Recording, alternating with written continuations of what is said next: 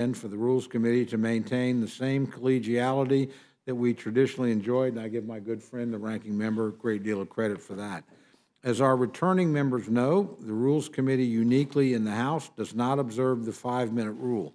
It's been a long-standing tradition in our hearings that members are allowed to speak for as long as they wish. We'll maintain that tradition. All members will receive an open and fair opportunity to speak on the matters before us. We will ensure that all points of view are heard and considered and that all ideas receive a fair hearing. But I would ask our members to always try to be respectful both to other committee members and to our witnesses. I want to extend a particular welcome back to our ranking member, Mr. McGovern, who served as this committee's chair for the past 4 years. Those 4 years were deeply consequential and covered many events of historic importance. Through it all, Mr. Ranking Member, you ensured that the Rules Committee, and endured, I might say, but most importantly, you ensured that the Rules Committee operated in a collegial fashion, in a manner that ensured that all viewpoints could be heard during our discussions. You have my deepest appreciation for all you've done during your service as this committee's chair, and I'm delighted that you will continue to serve with us as our ranking member. Before we proceed to consideration of the committee rules and approval of the committee staff, I want to yield to our ranking member, Mr. McGovern, for any remarks he cares to make. Well, thank you, Chairman Cole, for your kind words, and I want to join you in welcoming all our new members, all of our members, our new members and our returning members to the Rules Committee. Each new Congress is a chance for a fresh start, and today's organizational meeting is no different. And I echo your words of partnership, and I also want to recognize your historic tenure as both the longest-serving Native American member of Congress and now as the first ever Native American chairman of the House Rules Committee. This is a proud moment for this institution and something that I think deserves a round of applause. And I want to thank you for helping us navigate the last 4 years in a way that I think promoted civil discourse and upheld the integrity of the work that we do here, despite our strong differences of opinion and vigorous debates on important issues. With that, I'd like to officially hand you the Rules Committee gavel for the 118th Congress. And while I'm not thrilled to see that it change hands, my disappointment is slightly tempered because I know that it's going to somebody who cares deeply about this institution, who cares deeply about this committee, and who cares deeply about this country. Thank you very much. What an honor. Appreciate that very much. Wow. Very nice. It's a little different than the gavel I had. My dad gave me my gavel. My father was the head of the Worcester County Package Store Association, which is a liquor store for those of you who are not from New England. But in any event, I probably wielded his gavel, Walter McGovern, President of Worcester County Package Store Association. And I think if you unscrewed it, it was a flask, which you might want that. I'm going to test that out. But in any event, I also want to welcome our newest member on this side of the dais, Representative Ledger Fernandez, whose plane has been delayed. And again, I want to welcome back Representative Scanlon and Neguse. And congratulations to my friend from Colorado on his new baby expected this summer. Oh, right, so we, that does bear it. Right, absolutely.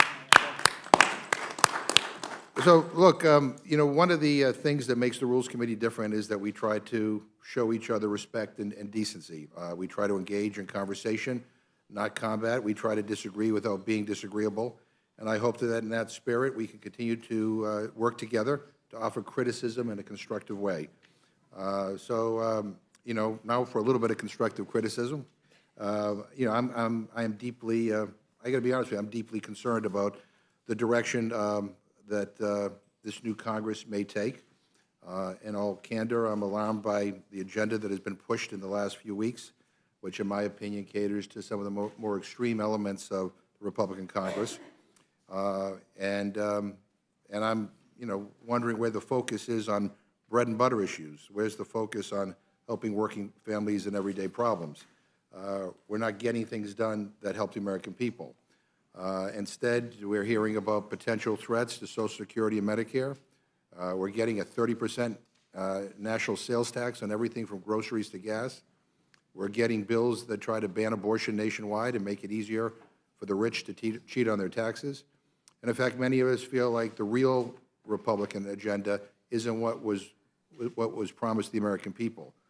It's what was promised in the secret memo that was drafted behind closed doors so that Speaker McCarthy could get the gavel. And many of the things that the Republican leadership said would happen right away, like lowering prices and addressing cost of living, have been nowhere to be found. So I hope I'm wrong, and if I am, my door is open, and I think I speak for all of us here. Our door is open to work together, to reject extremism, and to find common ground. But compromise requires us to meet in the middle, not to move the goalposts further and further away until a fair deal is halfway into the end zone. So in that vein, today, Democrats will be offering some amendments to the Rules Committee package here, and which we hope will garner bipartisan support. Think of it as a token of goodwill. But I want to end by once again congratulating Chairman Cole, as well as his hardworking staff. You know, all of the wonderful things that Mr. Cole and I have said about this committee and each other are really a testament to the hardworking public servants who support us in our work. And I want to thank Kelly Dixon and Don Sisson and our entire majority and minority staff for their dedication to this work and to this institution. Sadly, today's first meeting is actually the last meeting for our deputy clerk, Ana Martinez, who has been instrumental in putting together our survey of activities for the 117th Congress. I especially want to personally thank Ana for her incredible service, and on behalf of all of us, congratulate her on a job well done and wish her well in her future endeavors. And with that, Mr. Chairman, congratulations, and I yield back. Well, thank you, and Anna deserves a round of applause too.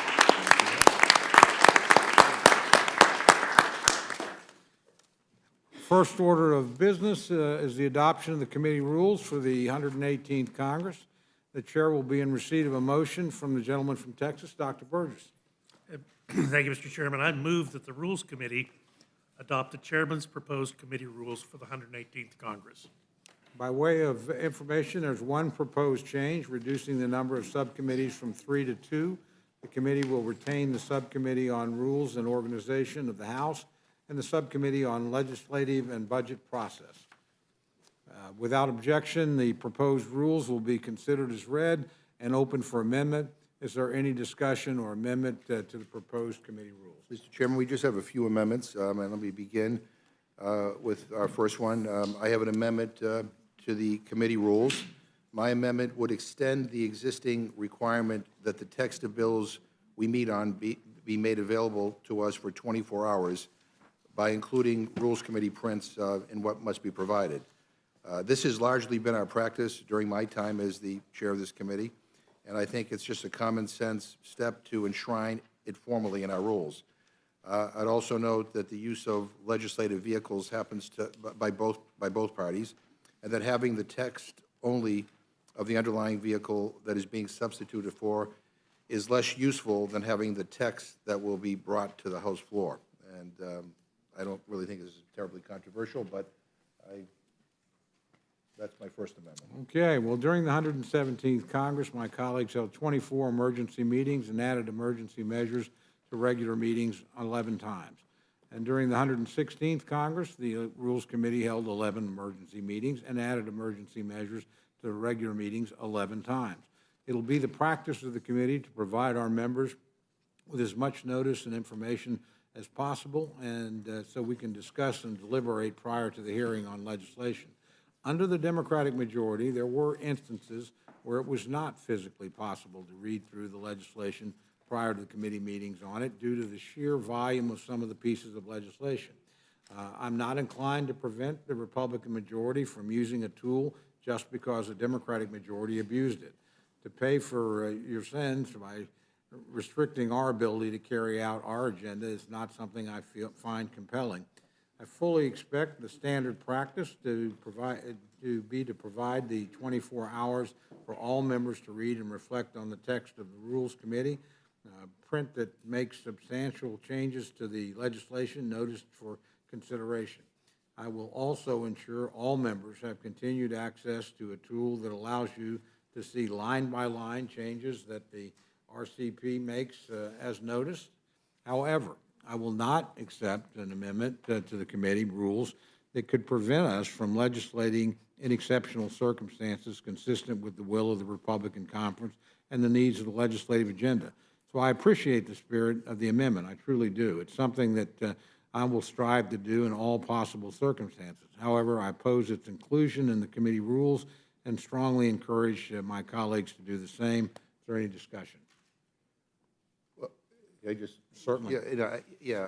This wouldn't prevent the Rules Committee from doing its work. It's a practice that we pretty much followed almost regularly when we were in charge, but I'm not going to belabor the point, but I thought this would be a. I would assure you we'll pretty much follow it, too. All right. And so any further discussion on the amendment? Hearing none, the questions on the amendment, all those in favor signify by saying aye. Aye.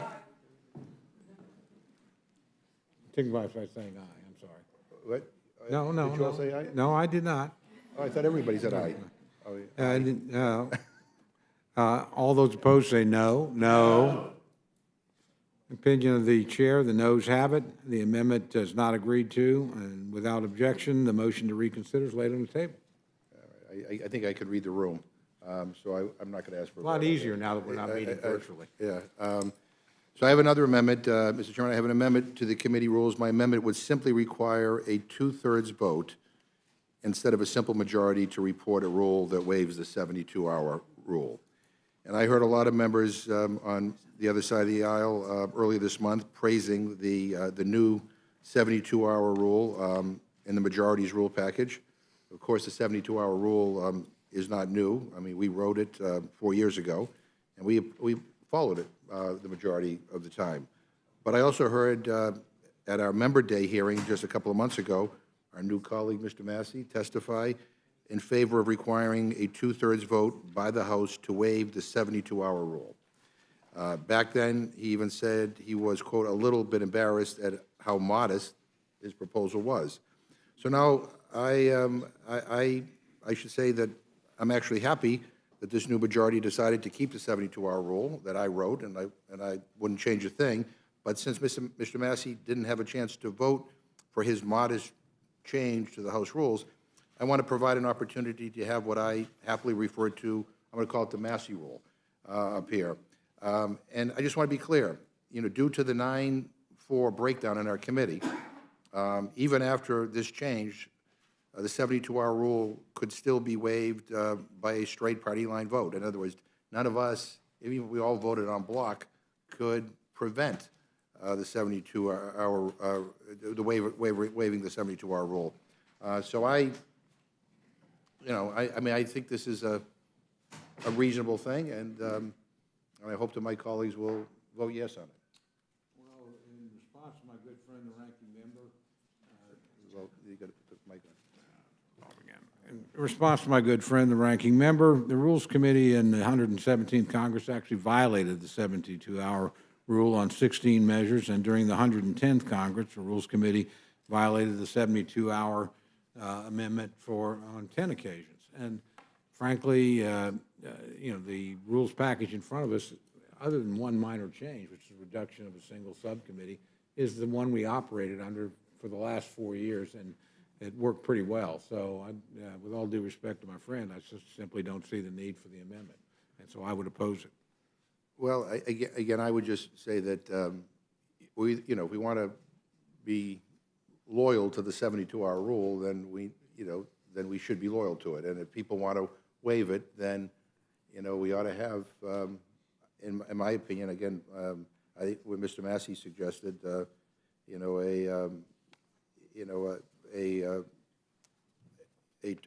two-thirds majority to waive it. And so I would, I would urge a yes vote on this. Well, I certainly understand that, but I saw you operate the committee so deftly. I just want to operate under the same rules that you operated under, Mr. Chairman. So I would oppose the proposed amendment, encourage my colleagues to do the same, certainly yield to my friend from Kentucky. I would just say that my concerns have been greatly ameliorated by my inclusion on this committee. and that many of the objections that were expressed by your side of the aisle when I presented that now seem apparent to me. And also, it sounds like you're a big fan of all of the changes that our speaker made in the first week. You talk about a secret document, but I think those are all pretty public. The return to regular order and moving bills through committee and having time to read the bills, you said that's some kind of conspiracy or secret, but that's in fact what was secured in the first week. So appreciate you offering a very similar amendment to what I offered. It's not identical, but I'm with the chairman on this one. If I could just respond to Mr. Massey, Mr. Chairman. I would just point out that by not supporting my rules change here, which is a very modest rules change, you can vote no all you want on waiving or not waiving the 72-hour rule, and you will lose. Unless everybody goes along, because all you need is a majority. The other thing I would say, Mr. Massey, is that, I remind you that after we finish this, the bills that we're bringing up to bring to the floor, none of them have gone through committee, and none of them are going to have any markups. And so again, I'm not saying we're perfect. I'm just trying to hold you guys to what you've said publicly on the House floor. And in this committee. And I, again, think that, that this is not a radical or underhanded or sneaky addition. It's basically saying that all 9 of you got to vote to waive the 72-hour rule if you're going to do it. And if you think it's justified, then you'll vote to do it. If you don't, then you won't. That's it. Well, thanks, Mr. Chairman. I appreciate it. Well, of course, we're not going through committee because this is the first committee to organize, but just for future reference, I keep on wanting to call you Mr. Chairman, but Mr. Ranking Member. You can call me whatever you want. Hey, once a chairman, always a chairman. So I know Mr. Massey is going to vote with us on this because he's a team player, even though the rule is, I'm assuming you are going to vote with us, but even though the rule is named after him, I just for the future, if you name a rule after me, I might be really hard pressed to vote against it. So just for future reference, the chairman would really have to twist my arm. All right, I was trying to keep it light. Oh, you back. I'm laughing inside. Yeah. Any further discussion? Hearing none, then, they'll vote by voice. So all those in favor of the gentleman's amendment, say aye. Aye. All those opposed, no. No. Opinion of the chair, the ayes have it, or noes have it. I'm going to ask for a roll call vote to help the team players. Roll call vote has been requested. Clerk will call the roll. Mr. Burgess. Votes no. Mr. Burgess, no. Mr. Reschenthaler. No. Mr. Reschenthaler, no. Ms. Fischbach. Mr. Massey. No. Mr. Massey, no. Mr. Norman. No. Mr. Norman, no. Mr. Roy. No. Mr. Roy, no. Ms. Houchin. No. Ms. Houchin, no. Mr. Langworthy. No. Mr. Langworthy, no. Mr. McGovern. Aye. Mr. McGovern, aye. Ms. Scanlon. Aye. Ms. Scanlon, aye. Mr. Neguse. Aye. Mr. Neguse, aye. Ms. Leger Fernandez. Aye. Ms. Leger Fernandez, aye. Mr. Chairman. No. Mr. Chairman, no. 4 yeas, 8 nays. Clerk will report the total. 4 yeas, 8 nays. Amendment's not agreed to. I have just one other amendment. I think Ms. Scanlon has one, and then I think that's it. So, Mr. Chairman, I have an amendment to the committee rules, and my amendment would require a committee vote before beginning testimony on any emergency measure. Emergency meetings are one of the most powerful tools of the rules chair, giving committee members just 1 hour to prepare and show up. And they're a powerful tool that the Republican majority has abused in the past, like when I remember the last time you guys were in charge, you called an emergency meeting on a cheese curd bill as the government was about to shut down. It's also a tool that we had to use when I was chair, and I never would have minded putting it to a vote of the committee because we used it to advance policies to better the lives of the American people and to keep the government running. So this amendment would not prevent emergency meetings. It would simply ensure that a majority of the committee agrees that an item is an emergency before we proceed. That's it. I just remind my good friend, gentlemen, all we're asking is to operate under the same rules that you operated under for 4 years, with a minor technical exception of the elimination of one subcommittee. There doesn't seem to be any objection to that. I think what was sauce for the goose is sauce for the gander, so I would oppose the gentleman's amendment and urge my colleagues to do the same. Are there any further discussion? Seeing none, all in favor of the gentleman's amendment, say aye. Aye. All opposed, say no. No. Appears the chair, the noes have it. And I'm just going to, I'll ask for a recorded vote on this. Our friends asked for a recorded vote. The clerk will call the roll. Mr. Burgess. Votes no. Mr. Burgess, no. Mr. Reschenthaler. Mr. Reschenthaler, no. Ms. Fishbach. No. Ms. Fishbach, no. Mr. Massey. No. Mr. Massey, no. Mr. Norman. No. Mr. Norman, no. Mr. Roy. No. Mr. Roy, no. Ms. Houchin. No. Ms. Houchin, no. Mr. Langworthy. No. Mr. Langworthy, no. Mr. McGovern. Aye. Mr. McGovern, aye. Ms. Scanlon. Aye. Ms. Scanlon, aye. Mr. Neguse. Aye. Mr. Neguse, aye. Ms. Ledger Fernandez. Aye. Ms. Ledger Fernandez, aye. Mr. Chairman. No. No. Mr. Chairman, no. Clerk will report the total. 4 yeas, 9 nays. The gentleman's amendment's not agreed to. Mr. Chairman, I have an amendment to offer. Gentlelady's recognized. Thank you. And this amendment, I have an amendment to the committee rules, which, as the chairman has said, we're trying to hew more closely to the rules in effect in the last Congress, so mine relates to that. And in the spirit of bipartisanship, I would like to name it the Reschenthaler rule. My amendment would require the chair to allow non-government minority witnesses to testify before the Rules Committee if the ranking member certifies that circumstances necessitate remote testimony. So this would still be subject to the approval of the majority leader, thanks to the one-sided regulations that have been promulgated regarding remote witnesses.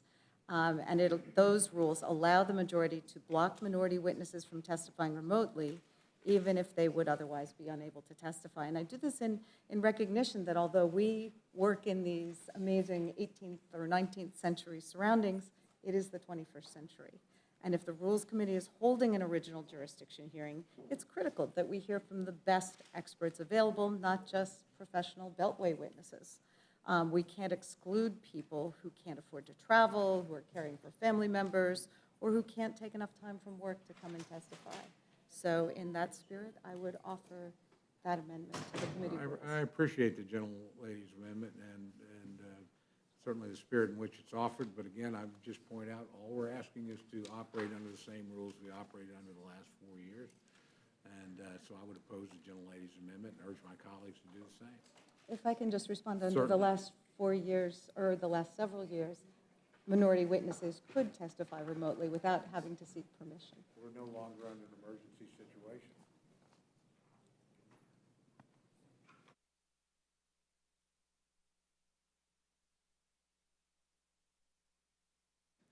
We could still do that if we have exceptional circumstances again, but we're hopefully not going to have that situation. So again, we would prefer to operate it in the rules as written. So I would oppose the gentlelady's amendment. Any other person? Mr. Norman? First of all, let me just say Ms. McGovern, there was nothing secret about what we did. It's playing out as it did last week on the amendments on the House floor. We put them up. We've had closed rule from the Democrats from day one, which is unacceptable. Now, all these amendments are coming to us because I understand we didn't have rules to abide by, but you've got to have the 12 hours if we're going to, in this post-adopting the rules, I get that.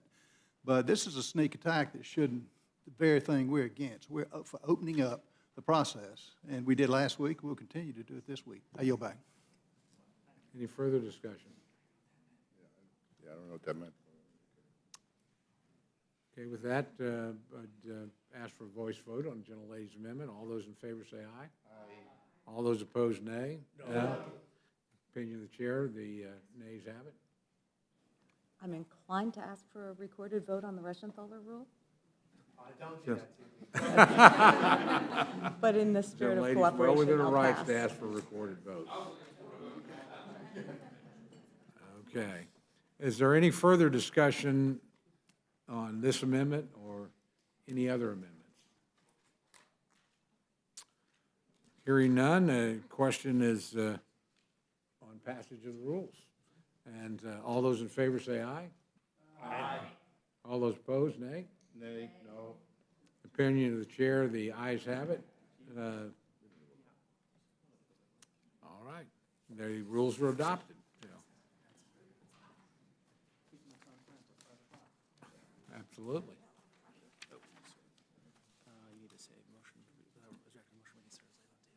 Okay, opinion of the chair, again, the ayes have it, the motion's agreed to. Without objection, the motion to reconsider is laid on the table.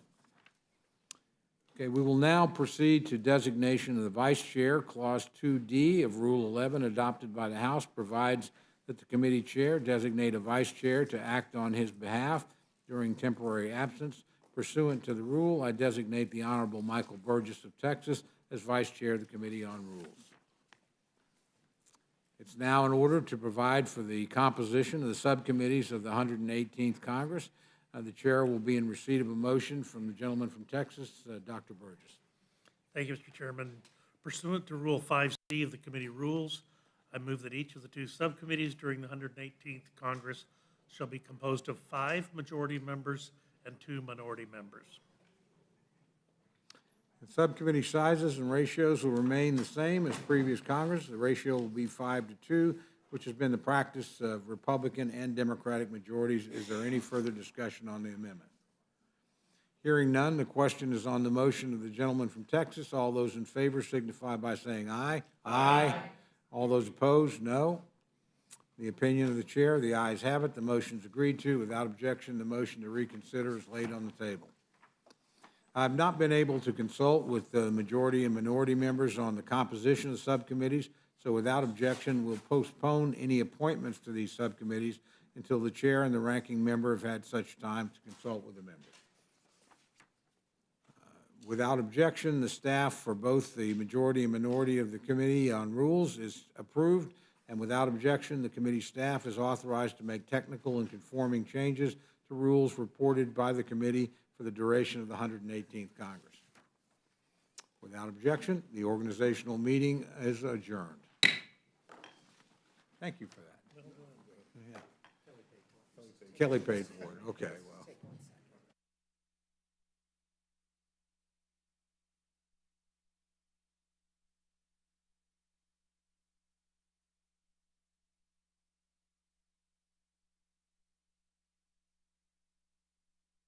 Welcome to our first legislative hearing of the 118th Congress. Our business today is to consider 4 items. House Joint Resolution 7 and H.R. 382 both address the administration's use of emergency designations relating to the COVID-19 pandemic. It's now exactly 3 years since both the national emergency and public health emergency were declared. Since taking office, President Biden has continuously extended these emergency designations, even while admitting publicly that the pandemic is over. Indeed, just a couple of weeks ago, the Biden administration once again extended the public health emergency. The continued maintenance of this state of affairs is inappropriate for at least 2 reasons. First, the country has largely returned to normal. Every day, Americans have returned to work and school with no restrictions on their activities. It is time that the government acknowledges this reality. The pandemic is over, and there is no need for these declared emergencies to continue.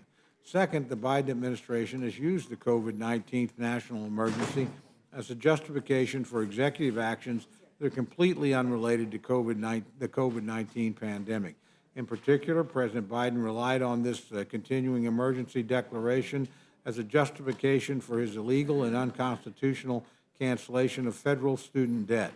When the president uses an emergency declaration to perform otherwise unrelated and unwarranted executive actions, Congress has an obligation to step in and close off that path. We'll also hear testimony on H.R. 497, the Freedom for Healthcare Workers Act, ending the vaccine mandate imposed by the Centers of Medicare and Medicaid Services on healthcare providers. CMS mandate has exacerbated existing healthcare staffing shortages, particularly in rural and underserved communities.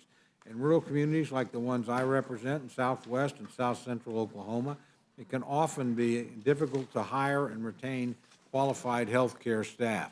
Continuing this mandate has forced healthcare workers nationwide to choose between their professions and their rights, and in many cases, they're choosing to leave their jobs. While the courts have made it clear that a vaccine mandate cannot be imposed on a national level, that has not stopped the Biden administration from using any method they can to try and control the decisions of all Americans. Finally, we will discuss H.R. 139, the Show Up Act. As its name implies, this bill will take steps to ensure that the federal workforce return to the same telework policies and practices they maintained prior to the pandemic. All across the country, workplaces have reopened and workers have safely returned in person. There's no reason for the federal government not to do the same. I look forward to hearing from our witnesses today on these common sense bills, and now yield time to our ranking member, Mr. McGovern, for any remarks he wishes to make. Well, thank you, Mr. Chairman. And let me be clear, the measures before us today are not good ideas. H.J. Res. 7, which terminates the COVID national emergency declared in 2020 by President Trump and renewed by President Biden, pretends that COVID isn't still a problem. H.R. 382, the Pandemic is Over Act, which repeals Health and Human Services public health emergency declarations related to COVID, says we should just go back to the way things were before the pandemic, restricting health care access and expanded health services for millions of people across this country. H.R. 139, the Show Up Act, pretends that technology does not exist and that telework is never a good idea. And H.R. 497, the Freedom for Healthcare Workers Act, pretends that science doesn't exist by removing COVID vaccination requirements for workers at the Centers for Medicare and Medicaid Services. And what's worse is not a single one of these bills has gone through committee. And this is the week where committees are being constituted, and you know, if you waited a week, you could actually bring these bills through committee. And after all the rhetoric that we've heard from my friends on the other side of the aisle about regular order and the very first bills we're considering in this committee, you know, unfortunately are not going through regular order. Not a single hearing, not a single amendment offered, no markups. Just Friday, Speaker McCarthy said, and I quote, "Look, I think anything we do goes through committee." Maybe he misspoke. I guess my question is, what happened? And it only gets worse when we actually look into the substance of these bills. We all know that COVID has moved into a new phase. Thanks to the use of safe, effective vaccines and other prevention tools, we're moving forward. We're learning to live with it. But let's not forget that over 1 million of our fellow Americans have died from it. And we should not ignore the fact that COVID continues to spread and mutate. It still poses a danger to people, including many immunocompromised people, including many of the people we serve with here in the House. Yet as we enter this new phase, these bills aren't about moving forward, they're about going backwards, pretending like COVID never happened, or that there is still not risks. It doesn't make any sense to me. Telework has allowed our nation and government to function through this historic pandemic. Studies have shown that telework has been largely beneficial, resulting in increased productivity, reduced absences, reduced turnover, and reduced office costs.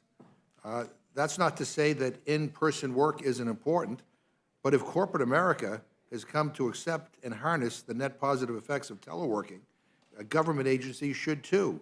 Technology is not something to fear, or it's not a radical idea. I get the sense that sometimes my Republican friends think bifocals is a radical idea. I mean, times are changing. Technology has advanced. We should embrace it, not run away from it. Our side isn't afraid to embrace change. We know that living in the 21st century means we can and we should use technology to improve Americans' quality of life. We know that vaccines save lives and science is actually real. We know that ending these emergencies immediately without thoughtful discussion and deliberation is irresponsible. For example, ending the emergency would end the FDA's emergency use authorization for COVID tests, treatments for the disease, and other countermeasures that have saved countless lives around our country. And let me just say to my friends, I'm not just making these points to be a contrarian here, but there may be some unintended consequences to what you're doing here today, and totally bypassing any regular order or ending or bypassing any hearing may mean you may not find out what those unintended consequences are until after the fact. Look, you know, we know that we are here to make progress, not to go back in time, which is what the 4 measures we are here to consider today would do. No one is suggesting that protocols shouldn't change. In fact, many things have already changed, as my colleagues well know. However, when it comes to protecting the American people, can't we at least be a little more responsible? Thank you, Mr. Chairman, and with that, I yield back my time. Thank you, gentlemen, very much. Without objection, any prepared statements that our witnesses may have will be included in the record. I'd like to welcome our first panel, Chairman Comer and Ranking Member Raskin, to the witness table. But before I recognize my friend from Kentucky, I want to particularly thank our friend from Maryland for being here, obviously facing challenging circumstances, former member of this committee, and we're all proud of you. Proud of the way you handle adversity, and very delighted to see you here and wish you well. Thank you, Mr. Chairman, you're very kind.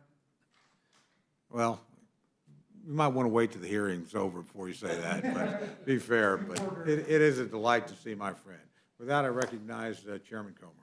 Thank you, Chairman Cole, Ranking Member McGovern, and I share your sentiments. We're all rooting for Ranking Member Raskins and hope for a speedy recovery. I urge the Rules Committee to grant a prompt and appropriate rule for the House's consideration of H.R. 139, the Stopping Home Office Work's Unproductive Problems Act, or the Show Up Act. This legislation is urgent. The federal workforce needs to get back to work. Federal agencies are falling short of their missions. They are not carrying out their duties. They are failing the American people. During the COVID-19 pandemic, most of the federal workforce stayed home. They relied on telework because they could. But as the rest of America went back to work in person, many federal workers did not, and the American people have suffered as a result. They have waited for months for their tax refunds from the IRS. They have waited for months for their Social Security Administration to answer their questions and provide their benefits. Our veterans have even waited for months to get their medical records from the National Archives. The National Archives is responsible for maintaining medical records for our veterans. But our veterans could not get access to these records because the archive staff were at home.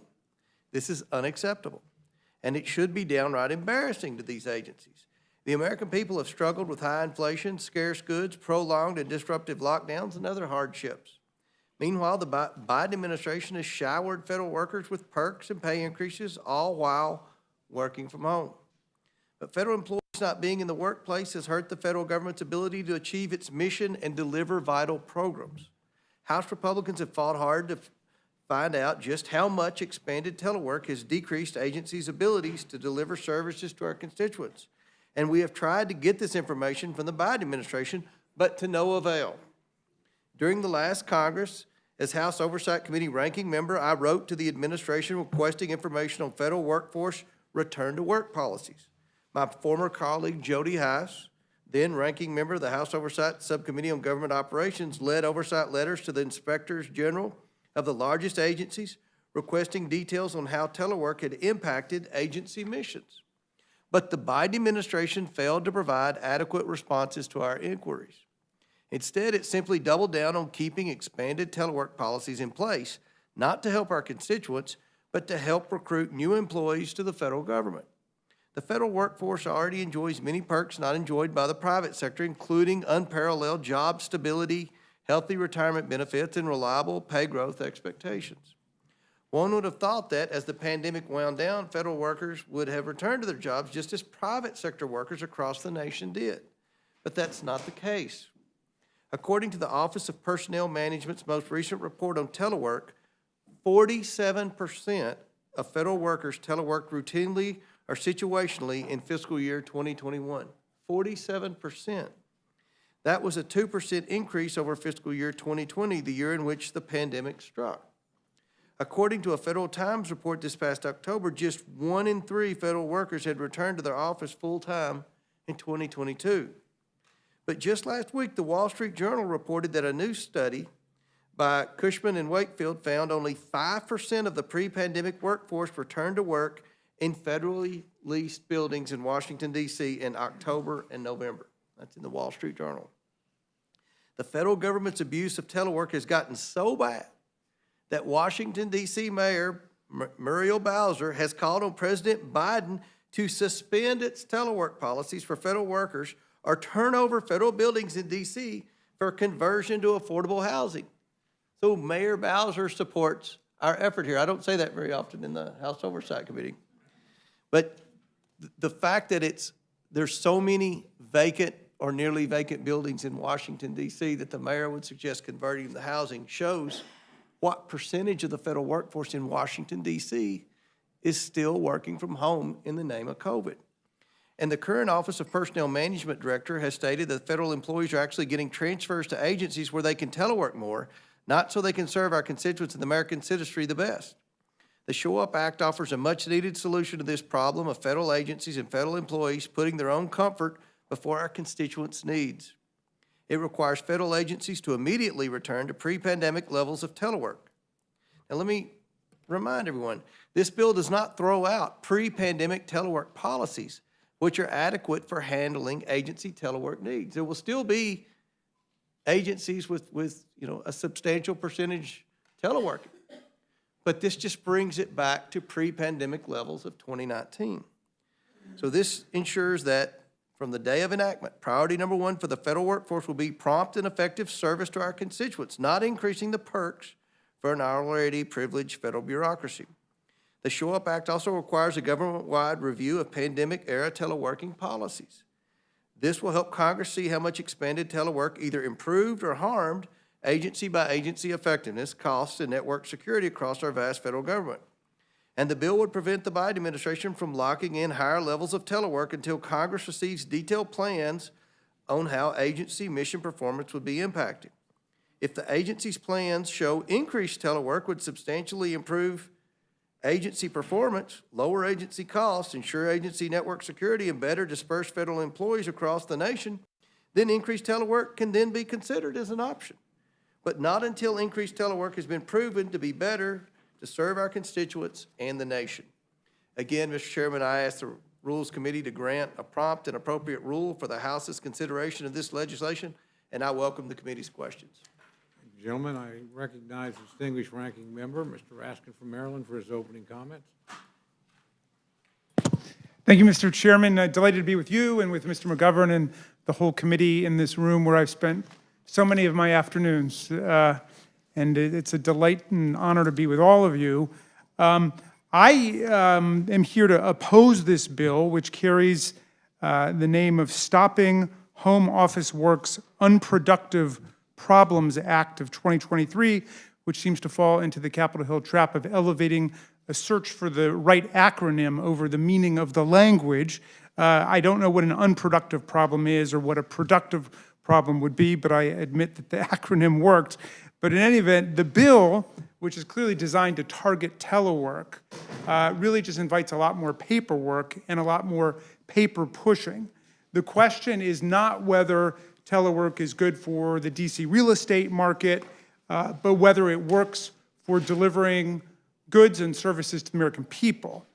The American workplace is changing because of extraordinary new technology and a new focus on productivity and efficiency as opposed to industrial age assembly line seating and command and control work relations. Before the pandemic, hybrid and remote work were already growing prevalent across the public and private sectors. The pandemic accelerated these dynamics of hybrid, remote, and flexible work schedules, not just in the federal workplace, but even more dramatically in the private sector as well. From fiscal year 2019 to fiscal year 2020 alone, as we entered the pandemic, federal telework doubled from roughly 500,000 people participating to more than 1 million. Practically overnight, traditional barriers such as technology needs, workflows, and resistance from bosses disappeared. Federal agencies implemented sweeping new guidelines for telework as an essential tool for continuity of government operations. This was in the public sector, but it was also in the private sector. Telework saved us from a much deeper and broader crisis, and I've not heard any acknowledgement of that fact.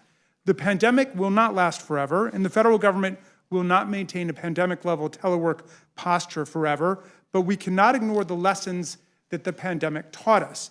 As OPM wrote in its 2020 report on the status of telework, now there is no going back.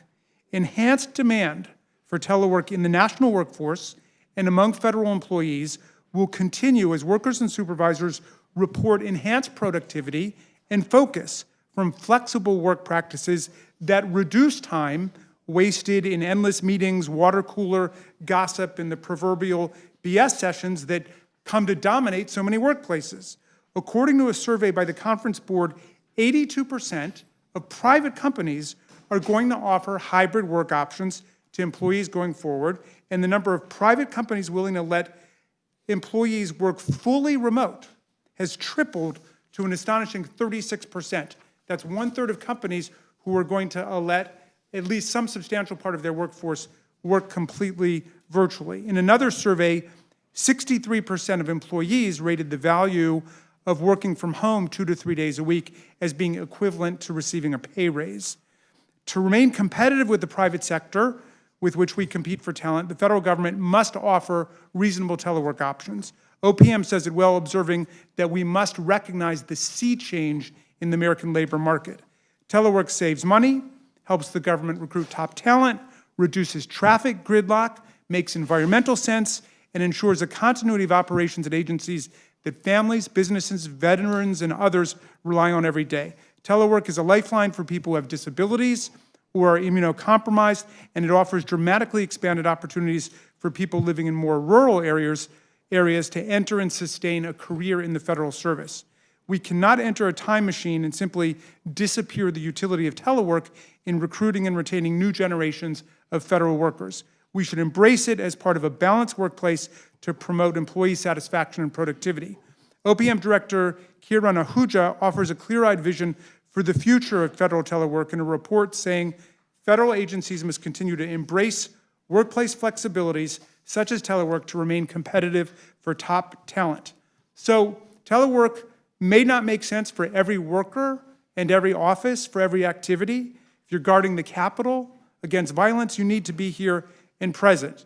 If you are writing a report about an attack on the Capitol, you might be able to do that through a telework policy. If you're researching, if you're processing paper tax returns at the IRS, if you're working through passport application backlogs, if you're completing document requests at the Personnel Records Center, that may indeed require in-person work. It's a fact-based judgment to be made on an agency-by-agency basis.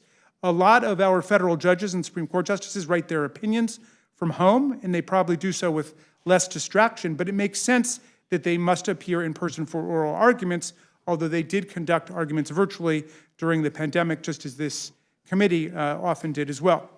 The Biden administration's telework guidance seeks to strike a balance between getting people who need to be in person back in the office safely and helping agencies design their post-pandemic telework plans to build off the successes of the telework policies we've seen. Ultimately, it doesn't matter where someone's getting their work done. It matters that the work is getting done and that the public is receiving the services and the benefits that they pay for.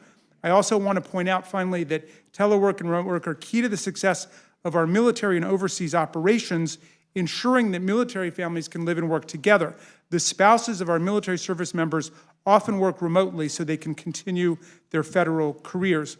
A March 2021 DoD Inspector General survey of more than 56,000 personnel found that 91% of respondents said that their productivity either remained the same or increased when compared to before the pandemic, working virtually. So it's very important to the spouses and families of military members. Thank you, Mr. Chairman, for your indulgence, and I yield back.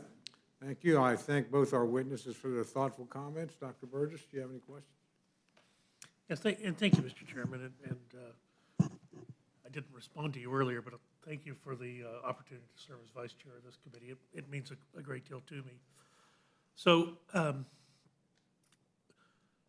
look, this committee, Rules Committee, in March of 2020 is kind of where the current battery of coronavirus legislation began. The Families First Coronavirus Act was the result of myself and Chairman Pallone sitting at the witness table that night late, trying to come up with a strategy for combating an illness that was new, that none of us had ever seen before. But we're 3 years down the road. And look, we've seen Americans begin to get back to normal activities and behave as a normal society again. Every other sector of life except the federal agencies. And look, we all do it. We all have constituent services in our offices. We all have to interact with federal agencies, and it has become increasingly difficult to communicate with federal agencies because there's no one home. Passport services, Social Security benefits, veterans benefits, enrollment in Medicare, these services have been delayed, in some cases even halted. Look, I have my official office here in the Rayburn Building. I'm fortunate enough to have as my view the Hubert Humphrey Building. And it's ironic because I also serve on the Energy and Commerce Committee, so I used to tell Secretary Azar I engaged in direct oversight. But there haven't been any lights on in the Hubert Humphrey Building in 3 years. I mean, this is a serious problem. How are our constituents to get their questions answered when there is literally no one at the desk? In fact, the situation is so significant that it's become a bipartisan concern. I can't get people at federal agencies to respond to me. And other members have similar problems. Danny Davis and I introduced a bill last week called the REACT Act that says if a member of Congress contacts the head of a federal agency, there is a time period in which they have to respond. But in order for them to do so, they're first going to have to get back to work. So, Chairman Comer, let me just ask you, does your committee know how many agencies are currently still engaging in primarily teleworking? We know it's significant. It seems the three worst offenders are the VA, Social Security, and IRS. And those are the three agencies I would guess that all of our caseworkers have to deal with the most. So do we have a statistic? We've requested lots of information. Do you have it?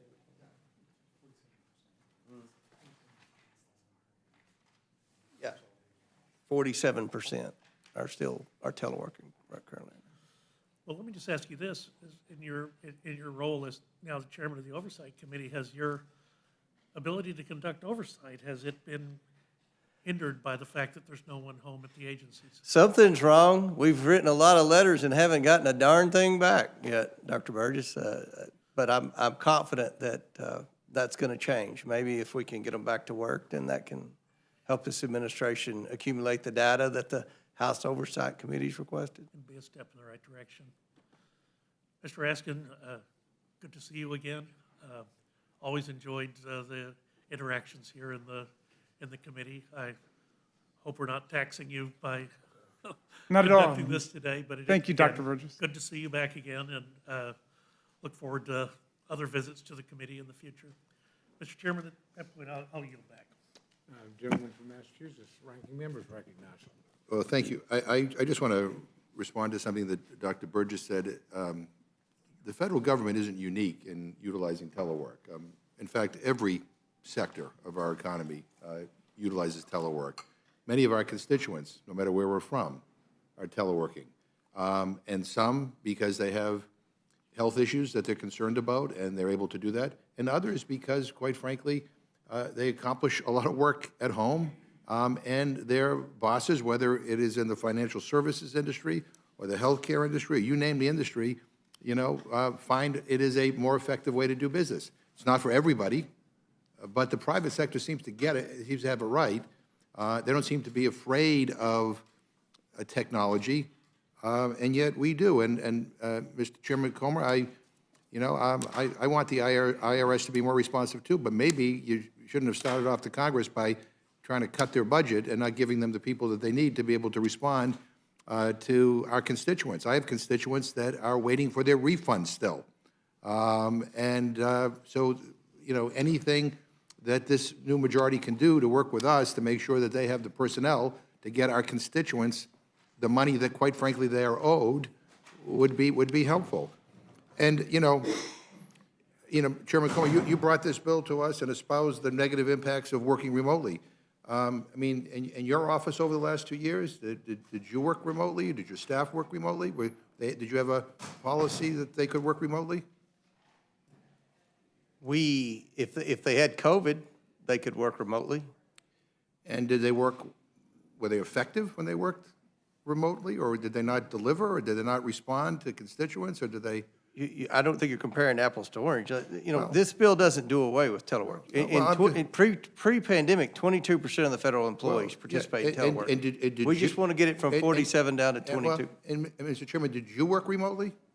I worked with the schedule that Ms. Pelosi set for me. I Yeah, can't even remember now. Well, I It can tell you, never I mean- did seem I mean, like let me- it let me ask- worked out like it was supposed to. Let me rephrase the question. Did you participate in proceedings here in Congress, but with proxy votes? I voted proxy, so And how many times did you vote proxy? not many. Well, yeah, I tell you, you voted 83 times. That's a I don't lot. think that's right. Well, that's what our records show, 83 times. You know how many times I voted proxy? 0. Why? Because I followed the rules. And that was, I did have COVID, and I, luckily, you know, no one in close vicinity to me had COVID. But I mean, if remote work is such a negative to workers in the workplace, then why were you comfortable working remotely? I mean, you didn't have, no one forced you to vote by proxy. No one forced you not to be here to participate and debate on the House floor. There was no rule that banned members from being on the floor and voting. And yet you did. And I don't even know in committee. I mean, I don't know whether or not you participated remotely in committee. I would maintain to you that, you know, those protections were important at a time when COVID was skyrocketing. And we had lots of people here who were infected with COVID. We had people who died from COVID.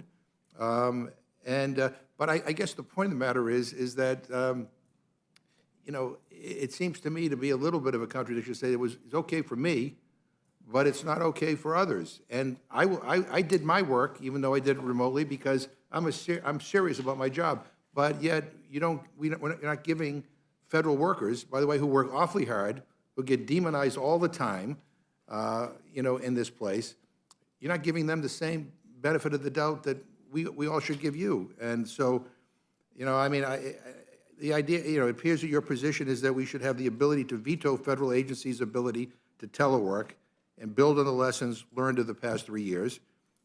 But again, you were perfectly okay doing the basic job of a member of Congress, voting remotely. And so things have changed, and I certainly think people should be held to account to make sure they do their job, whether it's in person or remotely. If you're not doing your job, then we all have a problem. If you're, you know, a public servant in the federal government and your job is to help the people and you're not doing it, I don't care where you are. If you're not doing it, we have a problem. But if you are doing it, and there's a way to keep you safe, depending on your health situation. And again, I look to the private sector. I have businesses that tell me that they're, you know, that they're able to reduce their footprint in terms of the real estate that they need to accommodate workers, and they get, you know, a better product from people. If you can't, well, that's another story. But again, I would. This is one of the reasons why I brought up at the very beginning why I think there should have been a hearing on this. You know, you claim you can't get all these answers from the administration. I mean, you know, maybe, you know, I mean, your committee is, I assume it's constituted because you're here, or it will be. Almost. It will be, and then you know, you could call people a hearing next week and ask these agencies, you know, what the deal is and what the pros and cons are. Talk to workers. But I think when we're talking about public health and we're talking about these big changes, I don't think it's a radical idea to think that we ought to be a little bit more deliberate and a little bit more responsible in how we proceed. Anyway, with that, I yield back my time. Thank you. Gentlelady from Minnesota's recognized. Thank you, Mr. Chair. And Mr. Comer, if you'd like an opportunity to respond, I just wanted to make sure you had the opportunity to respond to Mr. McGovern. I mean, again, Mr. McGovern's the first person that I've heard say that the federal workforce was you know, operating just as efficiently as it was pre-pandemic levels. We're just trying to get it back to pre-pandemic levels. There's always going to be an opportunity for telework. I think when I voted the proxy was with COVID one time, and my field representative passed away. That probably wasn't eligible by definition of Mr. Roy's COVID protocol, but that's was 2 funerals and my sickness. But at the end of the day, we represent our people. The people that I represent are very frustrated that their Social Security, they can't get anybody on the phone at Social Security. They can't get anybody on the phone at IRS. You say work from home from IRS, you can't do things from, pertaining to Social Security numbers and on an unsecure internet line. So, there's a lot of things that IRS employees can't do from home, even though they're working from home. So we just need a handle. We've asked for information from the administration. If they can prove to us that it's more efficient to work from home, then we would probably be for that, because we've got to get serious about budget cuts. And look, if we're not going to occupy these buildings, Dr. Burgess, then we need to do something with them, because we're still having to pay electric bill on them. We're still having to pay janitors to clean them. We're still having to pay security guards. And it's very expensive to maintain these buildings. They're always going to have repairs. So this administration has no plan for telework. It's just, I think it's a situation that's been abused by some federal employees, and we need to get back to work, and that's what this bill does. It doesn't ban teleworking, it just brings it back to pre-pandemic levels from in 2019. Thank you very much. And I think that's a very important point to make, is that this does not eliminate it. It just brings it back to pre-pandemic. And I think we have long past gone beyond the time that we should be dialing back some of these pandemic emergency procedures we've been using, and we need to start dialing them back. And so I appreciate this. I just want to make just one quick point that this has done real harm in my district, because the FSA offices have been And the closed. USDA is another. And USDA, Yep. and so the farmers aren't getting Exactly. the service that they need in their offices. The offices have been closed, and so it's caused real issues there. And I have real concerns, and like I said, I think it is time that we start to dial these things back. And so I will yield back, Mr. Chairman. Gentlelady from Pennsylvania is recognized. Thank you, Mr. Chairman.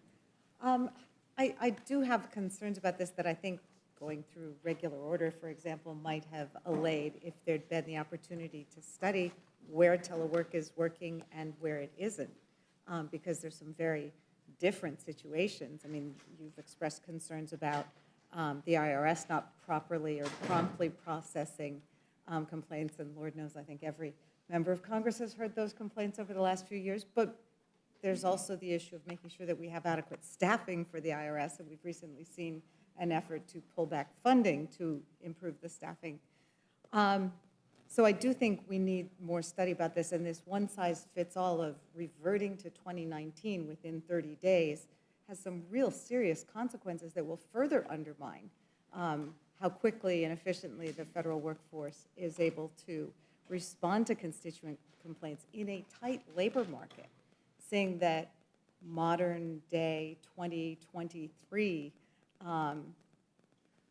labor or workforce practices are unavailable to the federal government is going to create a huge problem, both in terms of recruitment. I mean, we've got a lot of people who aren't going to look for a job if it doesn't involve telework, but also retention. We're talking about 4 years of hiring that could get undone by reverting all of a sudden to practices where you can't telework. We still have a lot of parents who aren't able to go back to work because they can't find childcare. So they're not going to be able to retain those jobs. So there's a lot going on there. Mr. Raskin, do you want to comment about the impact that this might have on our workforce, either recruitment or retention? Yeah, the federal workforce is deeply invested and interested in this subject. And some of it is new parents, some of it is people dealing with a personal illness or illness at home. Others just find that they're far more productive and focused working from a home office or study than otherwise. I mean, I appreciated Chairman Comer's point about the IRS, that, all of us have lots of constituents who are waiting for those refunds, which is precisely why we're backing the package to pay for more IRS agents. I mean, if we're talking about getting people on the phone, that's something that is eminently subject to telework, because telephone work can be done from anywhere. That the problem is not that people are teleworking. The problem is we don't have enough people there. They are overburdened and understaffed, and we have seen chronic underfunding of the IT infrastructure in all of the agencies that the chairman mentioned, Social Security, IRS, and the VA. That's the real problem, and I don't think we should treat telework as the, convenient scapegoat pinata for these other problems of underinvestment. Yeah, and I know that very early on in the pandemic, I read a Wall Street Journal article that was talking about how telework could actually promote productivity, particularly if you're executing steps in some kind of program that's already set up. But it could be less productive when you're trying to brainstorm or generate new ideas. So I do think there are a lot of different approaches, and I am very concerned that simply rolling back to 2019, going back to the future, isn't going to help us solve the problem about how to most effectively use telework. Did you have something else you wanted? Well, I like the chairman's point a lot about the real estate market and buildings going underutilized. That would be something that would be the perfect subject for a hearing for us to analyze whether we don't need as much space now. That's a legitimate question to ask. That could save the taxpayers money. I agree with that point, but this strikes me as kind of a ham-fisted way to go. I'd like to yield my time to I just Mr. want to McGovern. set the record straight. Chairman Coleman, you said that I said that the federal government was running as efficiently as it was before telework. That's not what I said. So Oh, I don't really misunderstood. appreciate having my words mischaracterized that way. What I'm simply saying is that there are a lot of lessons that have been learned these last few years. We ought to take them seriously. We ought to deliberate them thoughtfully and figure out how to move forward. And just because somebody is working remotely doesn't mean they're not being productive, doesn't mean they're not doing their job. And I would also reinforce just what Ms. Scanlon said and what Mr. Raskin said. I mean, there is a personnel issue. There's a personnel issue in the IRS, there's a personnel issue in the VA, among other agencies. And so whether people are all in the same room together or they're operating, virtually, that problem will not be solved until we deal with that issue. But I just want the record to reflect, that's not what I said. I yield back. Thank you. And I would yield back. Thank you, Mr. Chairman. Thank you. The gentleman from Kentucky is recognized. The AP just reported 5 minutes ago that Biden is going to end COVID emergency declarations on May 11th. So that's interesting. Why is he not deliberating more, I would ask the other side of the aisle. Maybe it's because the rest of the world's gone back to normal and the government hasn't, and it's time to catch up. My staff are in the office when I am working.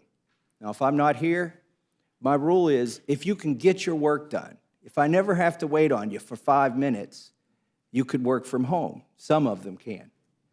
But the reality is that at the VA, Social Security, IRS, passports, an expedited passport, I just asked my staff, is still 3 to 5 weeks. They're not getting their work done. And so I think this is a really modest proposal. I keep hearing people revert back to, oh my gosh, we got to be competitive with the private sector. We can't end telework. This doesn't end telework. It says we go back to telework levels of December 31st, 2019. And I'm not averse to telework. In fact, it improves the traffic here in Washington, D.C., the fewer people who are at work. But it's my opinion that they're not getting their jobs done. Mr. Comer, does your office see delays, or do your constituents suffer because It's when I'm in my district office in Monroe County, it is just constant battle trying to get someone on the phone. We've got pending cases where people are, over a year behind on their tax returns. We got people trying to get their Social Security benefits. We can't get a live person on the phone. And you mentioned the passport. That's a joke right now, how far behind they are on that. And as Ms. Fishbach said, the FSA office, Farm Service Agency, USDA, just a lot of problems with every government agency that we deal with. I think all 435 of us are seeing these delays, and our constituents are suffering. I would just also like to point out that the record levels of telework, or no work in some cases, have been predicated on COVID, ameliorating the effects of COVID. But at the same time, the president has a mandate, a vaccine mandate on every one of these federal workers. So which is it? If, as soon as he mandated the vaccines, if they worked, why didn't they all go back to work that day? I don't, there's sort of, I believe, an obvious answer there, but maybe that's the topic of another bill. I would just say, I don't think the arguments we're going to make here today are moot. After the announcement that Biden is going to end the COVID emergency declarations, I think they're even stronger. I think it makes our point, and it may be the fact that we are meeting here, that we are having this meeting that caused him to come to his senses and make this announcement. Now yield back to the chairman. Thank you. Gentlelady from New Mexico is recognized. Thank you, And Mr. welcome. Sorry that you missed our formal welcome, but we're delighted to have you here. Well, thank you, Mr. Chairman. I truly think I'm going to quite enjoy being on this committee with both you, Mr. Chairman, and our ranking member and our other members on the committee. So nice to see everybody here this evening. And I wanted to think a little bit through about the concept of going back to 2019. Because it kind of surprises me and worries me a little bit that we would be going back to 2019 without recognizing all of the changes that occurred in the last 3 years. You know, when I'm kind of new here. When I first took my oath of office, we had an unemployment rate of 6.7% at the end of December, right before I was sworn in.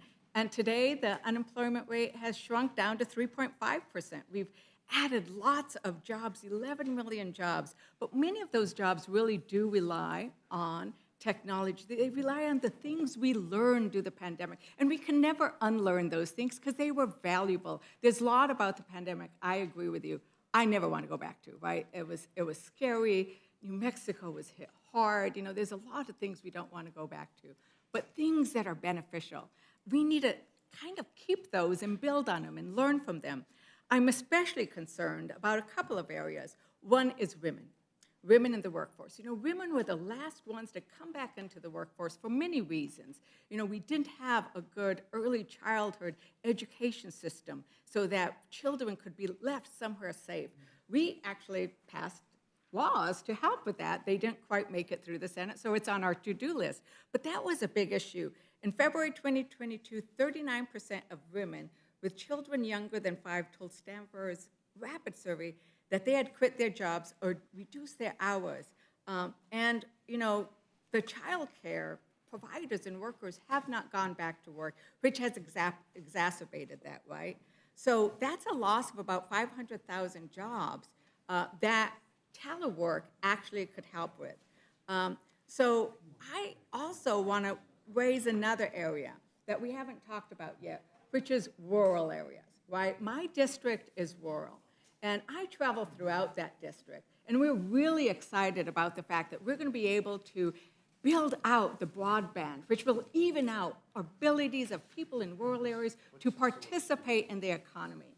And we know, I go around my district, and when I go and see somebody in Clovis or in some of my rural communities, they say, I moved home. Why? Because my mother was ill, because my father was ill, because I want to be close to the grandparents for my kids. And they were able to do that because of telework. So that's something that I think we need to think about is the impact on women, on rural areas, when we sort of mandate an automatic, kind of almost a micromanaging, let's go back to 2019. And I really do appreciate, Chairman, your comment about the IRS agents. Because like you know, our constituent services, they can't get their phone calls returned. Representative Raskin, what do you think the effect is of the Inflation Reduction Act on our ability to have those calls returned with the increased staffing we hope to see there if we keep that funding?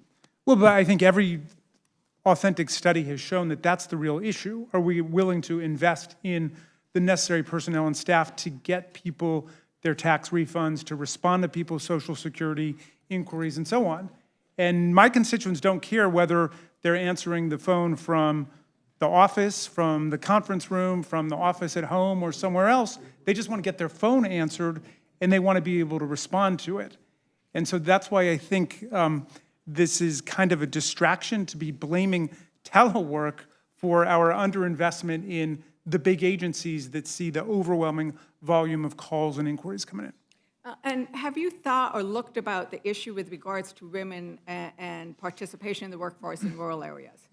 Well, I've not seen any systematic study on that, but I will tell you that the reason that I got alerted to this thing about military spouses and overseas spouses is because a lot of women who are married to military personnel who were relocated during the pandemic, either internally in America or abroad, were able to maintain their jobs for the first time and didn't have to quit. And they're saying, we don't want to have to lose our jobs now by going back to an old policy. Right. You know, in terms of the money that we put into the Inflation Reduction Act, I'd also point out that we, in addition to the $3.2 billion for taxpayer services like filing, account services, answering those phones, we also gave them money to fund a task force to look at the cost and feasibility of doing that tax-free, you know, that filing, making it easier. So these are things that we are investing in that was really looking at how do we take advantage of the advances that we've made in technology. I hope we move forward on that.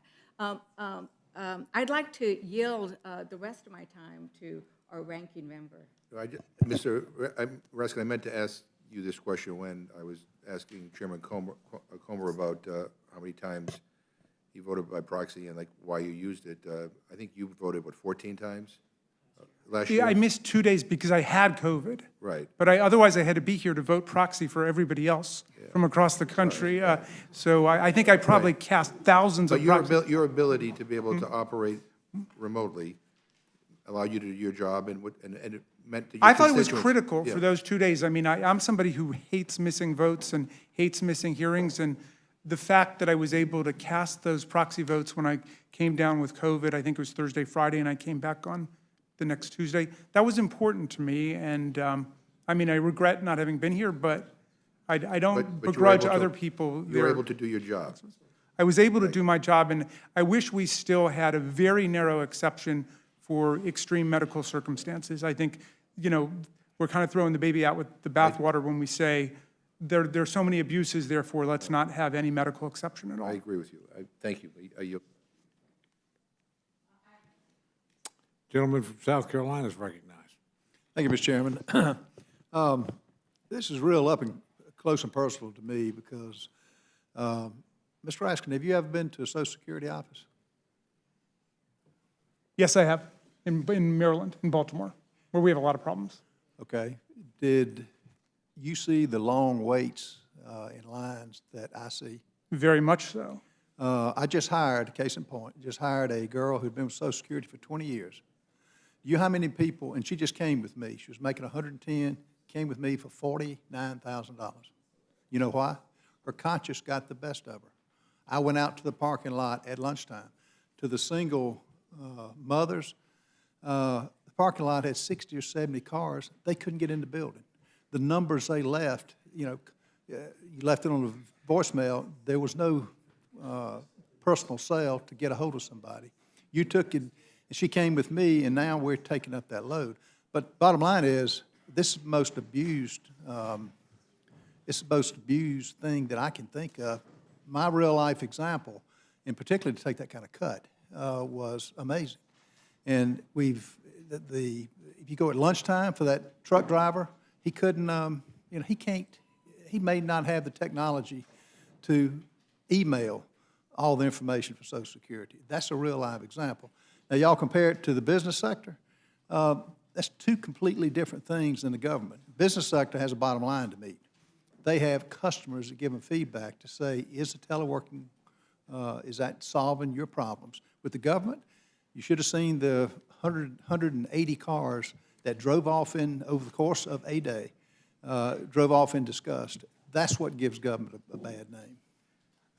Mr. Norman, I believe I agree with everything you're just saying, which is why I've been a strong supporter of the legislation that we had to increase funding in the IRS, in Social Security, because the backlog and the traffic jam is ridiculous. Unfortunately, it got mischaracterized as I think, 67,000 new FBI agents or IRS agents to chase people down. But most of that money was going into making the bureaucracy work for our people. It's a democracy, so the government has to work for the people. So I think I'm completely with you on what you're saying. Do you know what the only qualification of an IRS, the 87,000 this administration wanted to hire? The qualification? Yeah. Did they have to be a CPA? Did they have any tax? I think it background? was diverse job classifications. It was not one job. Its ability to carry a gun. That was what they were tasked with.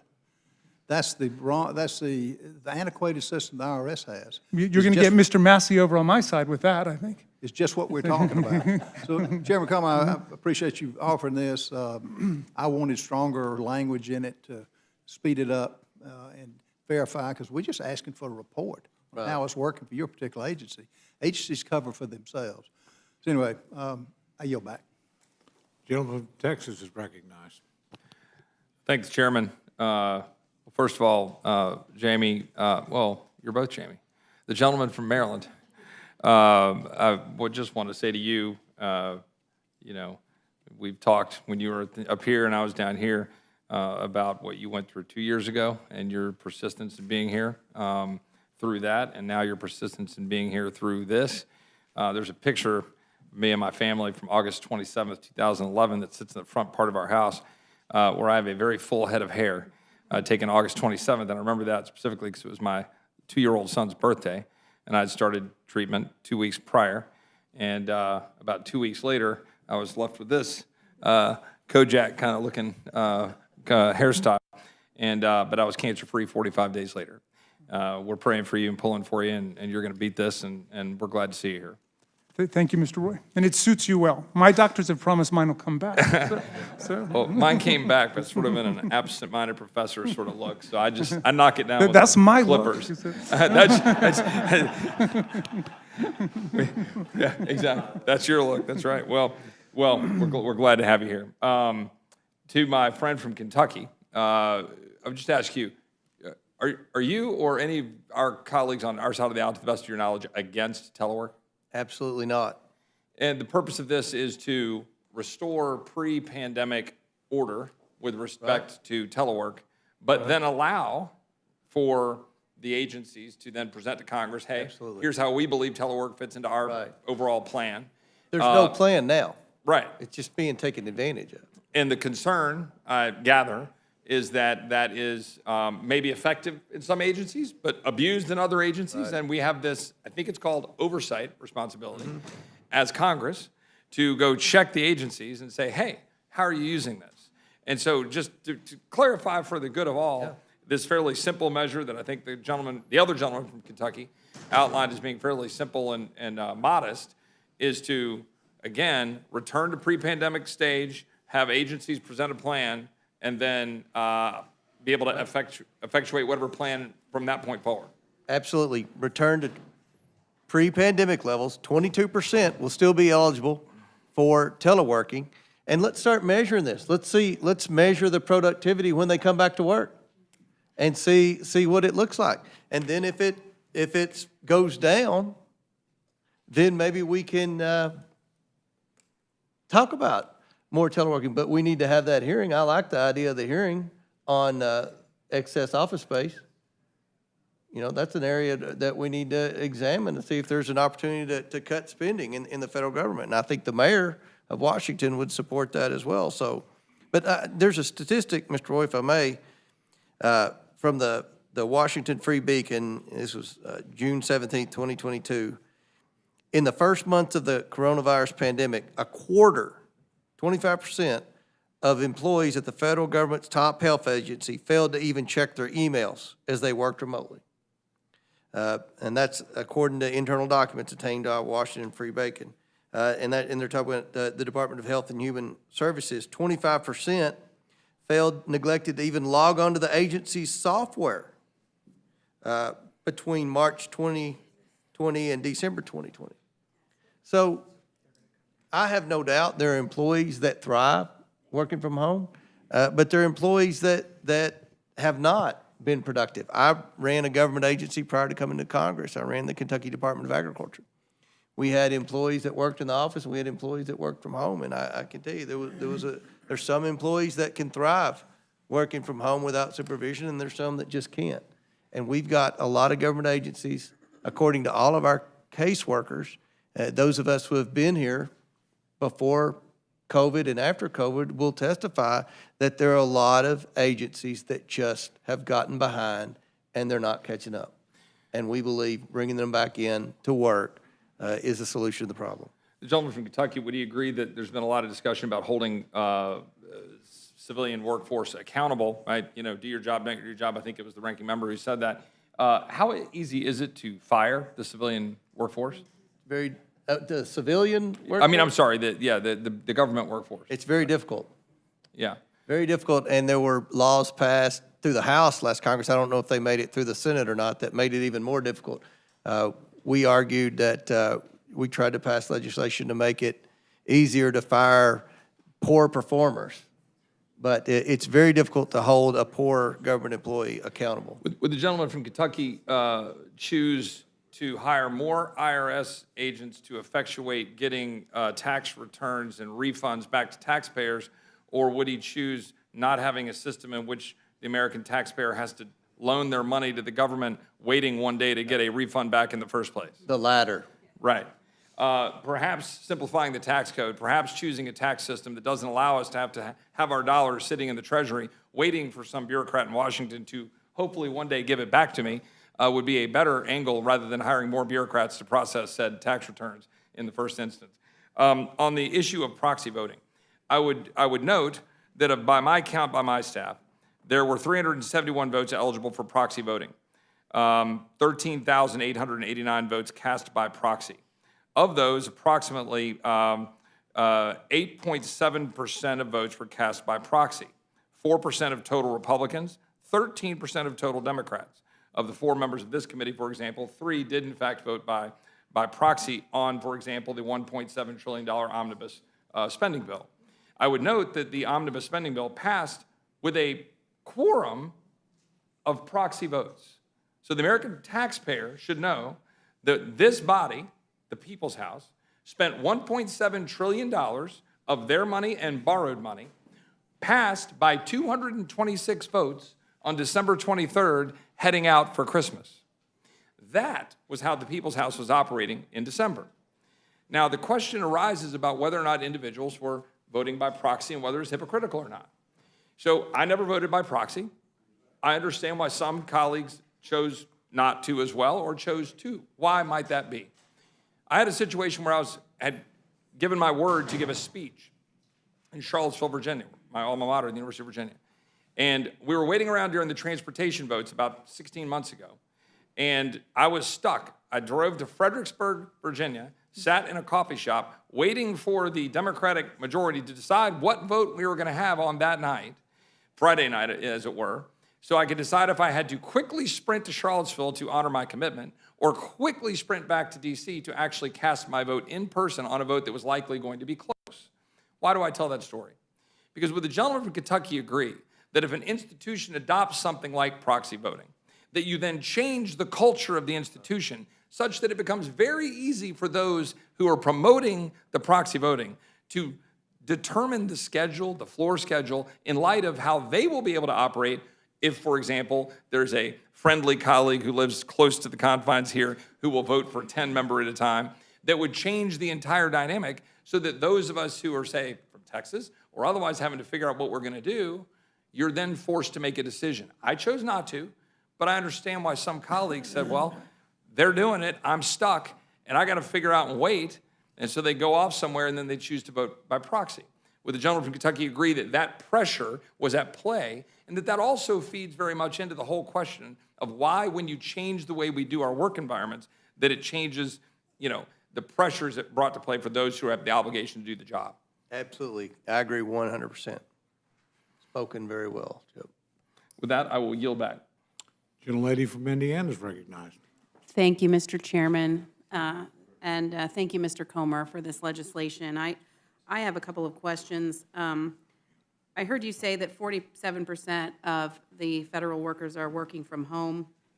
And we've heard a lot in this committee hearing about spending more money to increase efficiency.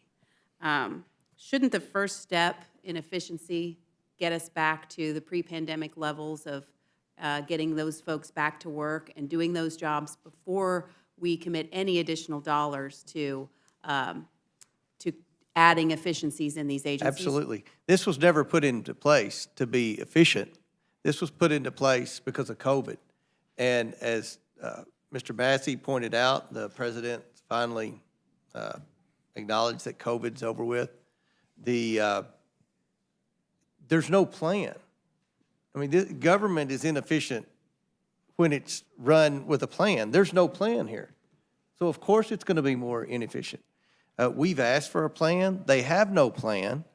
And this is not the way that this government should be run. And I think any of us who talk to our caseworkers and are doing our jobs back home, representing the people, being their voice in Washington, their voice to navigate through the federal bureaucracy will tell you that the productivity level in Washington have gone way down.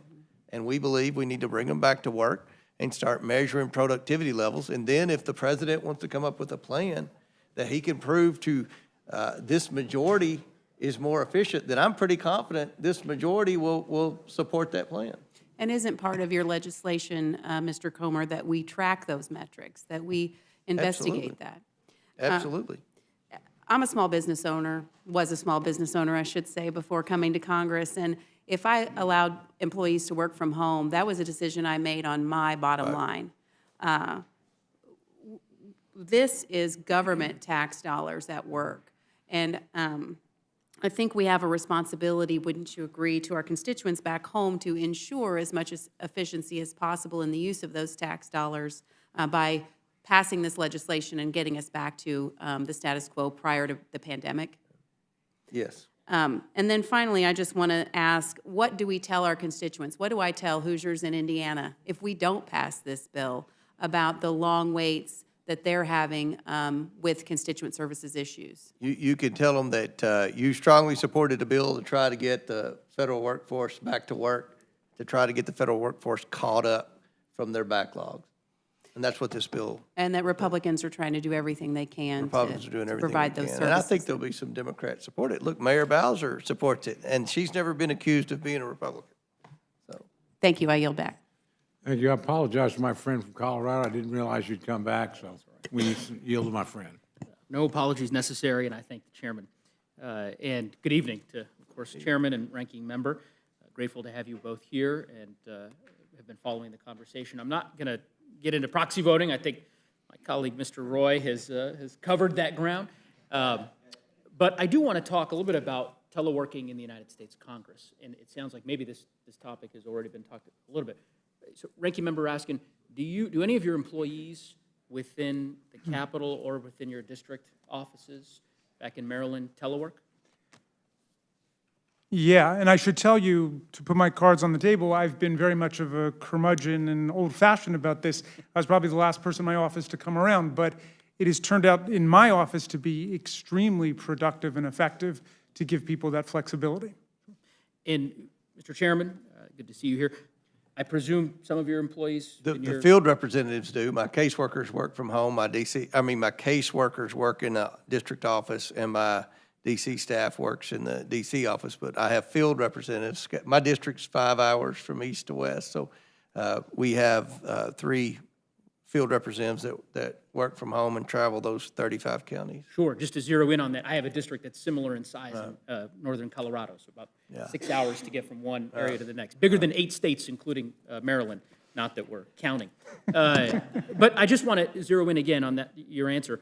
So it sounds like field representatives do some telework, but none of the district staff or here in DC, they're never teleworking. You know, they got an engagement that they've got to get to, so they do it from home. Or a sick child. They're here when I'm here, I can tell you. So we if someone's sick, then we don't want them to come to. Sure, no, I said it. I mean, I think you can have a telework plan. This administration doesn't have a plan. Well, this is the reason why I'm asking the question is, it sounds like your field representatives do some telework. Mm-hmm. I don't know if you're holding to a bright line rule that no one in your other offices does any kind of telework. It sounds like that might not be the case. I'm curious if you have a plan. if you have a telework plan in your office, have you done the analysis that you are asking the federal agencies to do to justify having any kind of telework personnel or We having have the ability to do telework? a policies and procedures manual, and I'd have to bring my chief of staff or someone in, my general counsel, to be able to go over that. I think it would be an interesting question to ask them whether or not they, for example, your staff, have prepared, quote, a report on substantial positive effect on the performance of the agency, in this case your office's mission, and increasing the level of dispersal of agency personnel, right, throughout your particular district. It sounds like you haven't done that. I suspect most members of Congress, by the way, I'm not trying to be particular about you, Mr. Chairman, I think most members have not done that. They have made decisions with their senior management that when the circumstances warrant it, it's appropriate to have telework. And it just strikes me as a bit, so use the word odd, to impose these requirements when you're not imposing them on Congress. You're talking about a week of telework, 7 or 8 days of telework. Sounds like your field representatives do it quite a bit. This is 3 years. 3 years of teleworking, are your and counting with no end in sight. Are your field representatives only doing this for Field a week representatives at a time? are I guess I don't. teleworkers. There are teleworkers. This bill doesn't end teleworking. 22, I'm sure the ones that are teleworking will be field representatives. The USDA has field representatives. I'm sure every government agency, federal agency has field representatives that will telework. I mean, there's always going to be teleworkers. But you're not comparing apples to apples here. You're talking about a week. My legislative director may go out in the district and meet with the hospital administrator, and the hospital is applying for a grant. But you're 3 years of teleworking with no end in sight and no plan and no accountability for these federal employees. Mr. Chairman, I'm not suggesting that there isn't a necessary review that needs to be done by various federal agencies as they implement their telework policies pursuant to the law that was enacted back in 2010 to give them the flexibility to promulgate these policies in the first place. What I am suggesting is, and perhaps you're more rigid in your telework policies in your office than some of your colleagues on your side of the aisle and in your conference, but I suspect that the vast majority of members of Congress, including those who would be voting for this resolution, or this bill rather, have not done the kind of analysis that you are attempting to impose upon these agencies. And so that's my point, is that to the extent that this is a good practice for these federal agencies to follow, that perhaps an agency should look and ascertain as to whether or not adopting an expansion of telework will have a substantial positive impact on their operations, I would think you'd want that done here in Congress as well. And it just strikes me as odd that you could decide today to expand telework as you please in your office without doing that kind of analysis. But I'll leave the point there. I'll yield back to the... Look, I appreciate what you're saying. If I weren't returning my phone calls and weren't doing the work that my constituents asked me to do, I wouldn't have been reelected by a 50-point margin. And unfortunately, many of these federal employees aren't held accountable. I'm held accountable by the voters every 2 years. I'll yield to the ranking member. Unanimous consent, I ask unanimous consent to insert in the record.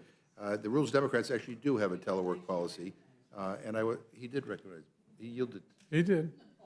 Yeah. Oh, okay. I'd like to ask unanimous consent to insert in the record the telework policy that the Rules Democrats have produced, and we had it in our previous rules as part of our rules package. So I hope. Without objection. Thank you. So we do have a policy here. Okay. Gentleman from New York is recognized. Well, thank you very much, Mr. Chairman. And, it's obvious that telework is got a place in the economy going forward, in the private sector, but it is not a right to work for the federal government. It is a privilege. It is an honor. And right now, we do not have, taxpayers being served and respected in the way, that they should be, the way, that our government should be dedicated to it. And to hear the stories on both sides of the aisle here today about long lines in Social Security, the Veterans Administration, the IRS, the job is certainly not getting done. 47% of people still, choosing telework as an option. I just would like to ask the question, if we don't take action with a bill like this, who will? How do we get our workforce back? How do we get that same dedicated level of service where people are coming to the office and trying to get the job done for the hardworking women and men of this country? And, I'd just like to, put this out here, to both gentlemen. the comfort and convenience of the employee should never supersede the duties before us in actually putting the taxpayers first in this government. So I think that we really are looking at things from a wrong direction. This bill will remedy and bring to the forefront what needs to happen, because, from what I can gather so far from what we've heard today, there is no plan, there is no mechanism. In my question, I guess, to you first, Chairman Comer, is if this legislation is not successful, how do the workers get called back into the office? That's a great question. We've asked all those questions of the Biden administration. We've requested that information, and we have received nothing in response. And to Mr. Raskin, I mean, after 3 years of the pandemic, at what point is it unreasonable to ask people to return to work? Thank you very much. We haven't met yet. So We haven't. It's a pleasure to meet you. Well, what an honor. So there actually is a law that mandates precisely what you're asking for, that Congress passed a decade ago. And so every year, there's a status of telework in the federal government report to Congress by the United States Office of Personnel Management. OPM has a complete report on much of what we're talking about right now in here about what's happened since then. So the question of how do we make it work in the future, that is something that the federal government is continually feeding us information about. And we, it'd be great to have a real hearing in the Oversight Committee on this report, bring the people in and have them discuss it, and then we could move forward to talk about what further legislative initiatives might be indicated. I don't think the American people understand, just how extreme the telework situation is with federal employees. And, most Americans don't enjoy the generous benefits that federal employees do. And obviously, there's some wonderful, hardworking people in this federal government. But, we have to be in the same direction as the rest of the economy. And this is just not the case now. I yield back, sir. Are there any additional questions from any members? Just following your example, of always being courteous and inclusive. With that, the two witnesses are excused. If you have any written material you'd care to leave, please do so. Thank you. Okay. I'd like to welcome our second panel, Chair McMorris Rogers, Ranking Member Pallone. Please come to the table when you can.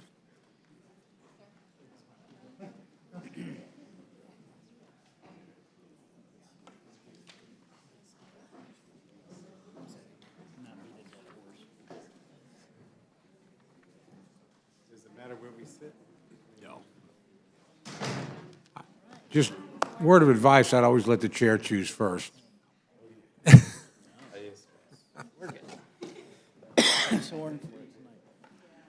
Welcome. It's good to have both of you here. You're obviously very familiar figures to our returning members, and I know our new members will enjoy having both of you here as much as I have over the years. So with that, Ms. McMorris Rogers, we'll turn to you for your opening testimony. Thank you, Mr. Chairman, members of the committee. It's great to be in front of you this afternoon. 3 years ago tomorrow, then Health and Human Services Secretary Alex Azar declared a public health emergency for the emerging threat that was the novel coronavirus. The U.S. had just identified its first official case just over a week prior. Within 1 year of the anniversary of the public health emergency, thanks to the early leadership from President Trump and Operation Warp Speed, an authorized vaccine helped prevent thousands of hospitalizations and deaths. And now, 3 years later, it is estimated that 95% of those over 16 have been vaccinated or had COVID-19. That's not to say that there still isn't a risk of contracting COVID-19, but the risk presented by COVID has decreased significantly since 2020 through innovations in vaccines and treatments and through natural immunity. It is now a risk Americans should be calculating for themselves and their families. Nothing worth doing is without risk. There's a risk to driving to work, playing in a rec league soccer team with friends, and COVID-19 is now one of those risks that Americans can review and balance for themselves. The American people have moved on from the government making that risk assessment for them and want their lives to get back to normal. In many ways, the risk presented by government control and mandates in the name of the public health emergency outweigh the risk presented by the virus itself. President Biden himself even acknowledged this new reality when last September he said unequivocally that pandemic is over. However, since that statement, President Biden has extended the public health emergency twice and has continued using the pandemic to achieve progressive policy goals. In the name of the pandemic, he pushed for an indefinite extension on the moratorium of evictions and the suspension of student loan interest payments. And he attempted to require masking in public transit. In February of 2022, a year after vaccines had become widely available to Americans, I led a letter with 70 other House Republicans asking for the administration to begin planning to unwind the public health emergency. We received no response. Since the administration continues to refuse to return our country to normal, it's time for the People's House to act. And I am pleased that Mr. Guthrie introduced H.R. 382, the Pandemic is Over Act, to end the public health emergency with respect to COVID-19.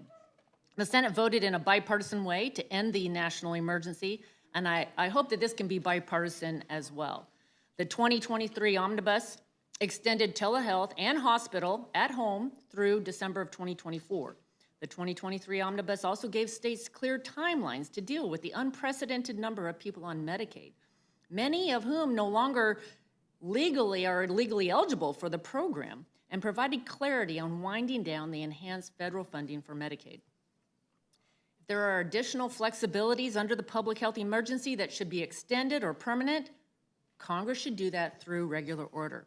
It is long past time for the Biden administration to stop relying on an emergency that no longer exists to make unilateral decisions. One especially egregious policy pursued by the Biden administration through the public health emergency has been the COVID-19 vaccine mandate for healthcare workers. H.R. 497, led by Representative Jeff Duncan, takes an important and long overdue step to repeal this mandate and return healthcare autonomy to healthcare workers, and also provide critical relief to healthcare facilities who are struggling to hire and retain frontline healthcare workers. In November of 2021, long after data became available that the vaccines did not prevent transmission of COVID-19, the Biden administration did an interim final regulation requiring COVID-19 vaccination for all Medicare and Medicaid providers. Because of this mandate, healthcare facilities were left with the choice of forcibly requiring all of their employees, including support staff such as cooks and cleaners, to get a COVID-19 vaccination within a matter of weeks, regardless of prior infection with COVID-19, or face civil monetary penalties, denial of payment for new patients, or even termination of their entire Medicare and Medicaid provider agreement. Healthcare workers were forced to choose between violating their own personal beliefs and their health decisions informed by their doctor's medical advice, or potentially lose their job and livelihood, be forced to move out of their communities and struggle to provide for their families and pay the bills during record high inflation. This mandate did not build trust in the vaccine. Instead, it backfired by adding to Americans' distrust of public health officials and institutions. The CDC and other institutions have confirmed that the vaccines do not prevent transmission of the COVID-19 virus, which reinforces this mandate was unnecessary in protecting vulnerable patients whom the mandate was allegedly written to help. In addition to the cruel and antithetical way it was approached, it just violated our nation's core values. In my home state, the Washington State Healthcare Hospital Association estimates that Washington lost 2% of its healthcare workforce due to the state vaccine mandate. That may not seem like a lot, but at a time of unprecedented healthcare staffing shortages and multi-layered workforce challenges, it has been an incredible burden on an already struggling healthcare system. There's no reason that this administration should continue this policy, but since they haven't taken action, Congress must step in. I'm hopeful that some of our Democrat colleagues will finally recognize the toll that this mandate has placed on an already stressed workforce and join in supporting this legislation. Let's return these critical healthcare decisions to doctors and their patients. It's time for us to close this chapter of the pandemic and mandates and start looking ahead, and I urge the members of this committee to support the legislation. Thank you. Recognized for his testimony. Thank you, Mr. Chairman. If I could, I'd ask unanimous consent to enter my entire statement into the record. Without objection. And I actually have two different ones, but one for each bill, but I'll try to summarize if that's all right. Thank you very much. I mean, basically, my argument with regard to both of these bills, but I'll get into a little detail, is one with regard to the public health emergency. I think that this bill is unnecessary. I mean, I think it was the gentleman from Texas that mentioned earlier that in his statement with regard to this legislation, the president has said that his current plans are to end the public health emergency on May 11th. Clearly, you know, he has envisioned what needs to be done here. But my point is that this should be an executive decision. In other words, under the public law, this is a decision that is made by the Secretary of Health and Human Service, advising the president, because it should be based on science. It should not be based on, you know, what Congress feels is necessary. I want to take away from Congress, but like with anything that comes before the Energy and Commerce Committee that deals with health care, oftentimes we defer to the executive because we don't have the science behind us. We don't, you know, there have been times, as you know, Ms. Chairman Rogers, when members, for example, want us to adopt protocols for a particular disease. And I say, well, that's crazy. I can't determine protocols for a disease. I'm not a doctor, right? And I feel the same way about this, that it's just not appropriate for us. That's why the public law leaves it up to the HHS and ultimately the president, because they have the information. And so we shouldn't be substituting that. And as I said, the president has already said that this is likely to happen on May 11th. Let that unfold. Let us not interfere with that, because we know that when the public health emergency ends, that certain things change, right? And you mentioned some of them. In fact, when we did the omnibus bill at the end of the year, we did certain things with telehealth. We did certain things with Medicaid. We did certain things that we thought were necessary, but it's not. But those things were not of a scientific nature, in my opinion, like ending the emergency based on whether or not this particular disease is still with us and needs to be attended to.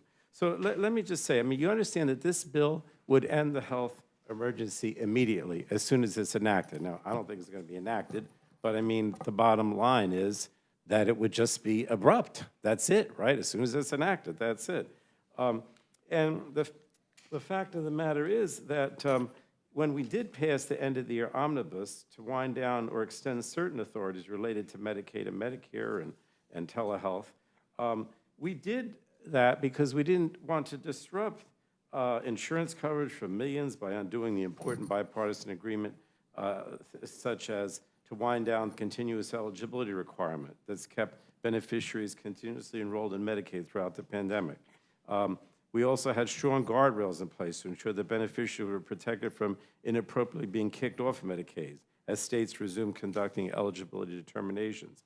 But all these things are eliminated. In other words, if the public health emergency ends on the day of enactment, say, 2 weeks from now, right, then all those things end. All the things that you mentioned, Chairwoman Rogers, end. And we're just left in a vacuum. I mean, it doesn't make sense to me. Rather, what you should be doing is figuring out what needs to be continued, how to wind this down. Americans would immediately begin paying out of pocket for COVID-19 testing. Hospitals would see an immediate payment cut of 20% for Medicare patients with COVID-19. Providers and state Medicaid programs have relied on important waivers and flexibilities for the duration of the COVID-19 pandemic that would be terminated immediately as well. We have all these tools. We have tools for dealing with outbreaks in nursing homes and other residential facilities. We have our veterans for VA clinicians, ability to prescribe controlled substances via telehealth. That would end. It would abruptly end flexibilities for SNAP, for the Supplemental Nutrition Assistance Program. I mean, I could go on and on, but the point I'm trying to make is that it really should be left to the executive, not the Congress, to make these decisions, because they're best positioned to make this determination as intended under Section 319 of the Public Health Service Acts. And I just think that it's critical that we provide time to wind down all of these protections that we put in place to fight the pandemic, and to just immediately end it all abruptly without thinking about this, I think is a mistake, and I oppose the bill. And frankly, I do think that since the president has indicated that he plans to do this by May 11th, that gives us the time to deal with all these things, rather than just say, okay, on the day of enactment, that's the end of it. Now, as far as the vaccines are concerned, I'll try to be brief. I promised to be brief, and I guess I wasn't. But again, I do want to say, my colleague, Chairwoman Rogers, mentioned regular order at some point. And I know how many times, Chairman Cole, I've come here and, you or she complained about lack of regular order in the last Congress on certain things. But I mean, this is like the biggest avoidance of regular order I've ever seen. Dr. Burgess, you always mention regular order. But keep in mind, this bill wasn't even thought of until a few weeks ago, right? In other words, well, maybe it was thought of, but I mean, we had nothing. In the Energy and Commerce Committee, just so all of you know who are new on the committee, what we do is a bill's introduced, it has a hearing in the subcommittee, then it's marked up in the subcommittee, then it goes to the full committee, it's marked up in the full committee. We have a regular process, that's our regular order. None of that has happened here on either of these bills. Now, I know you're gonna laugh and say, well, sometimes that happened when we were in the majority, but it didn't happen like this on everything that's coming for us, Dr. Burgess. I mean, you're the biggest one that would always complain and be about lack of better order. And you've got these 12 bills that were part of the rules package. None of them went through regular order. And these are very important pieces, but whatever. I don't want to just talk about the process. I want to talk about the vaccine mandate. This is very, well, I mean, a little bit. The vaccine mandate was put in place because it was understood by most healthcare professionals, again, the science, the doctors, the nurses, that it makes sense to have healthcare workers vaccinated, because if they're not, then it's more likely that they get infected, the people that they're helping get infected. And there's all kinds of evidence, and I'll just cite a little bit of it because I don't want to take up too much time, that by doing that, we prevented people from dying and getting seriously sick, both the healthcare workers as well as the people that they were taking care of. And if you just say we don't need the mandate anymore, I think that's going to be reversed. So let me just give you some indication. New deaths among nursing home residents decreased by 83% once vaccination efforts began. And a 10 percentage point increase in staff vaccination rates resulted in fewer COVID-19 cases among residents and staff and fewer COVID-19 deaths. Vaccination of healthcare workers has protected the workforce and saved lives. I mean, some statistics, it ensures that patients continue to get the care they need by preserving resources and ensuring that doctors and nurses can continue to provide life-saving treatment.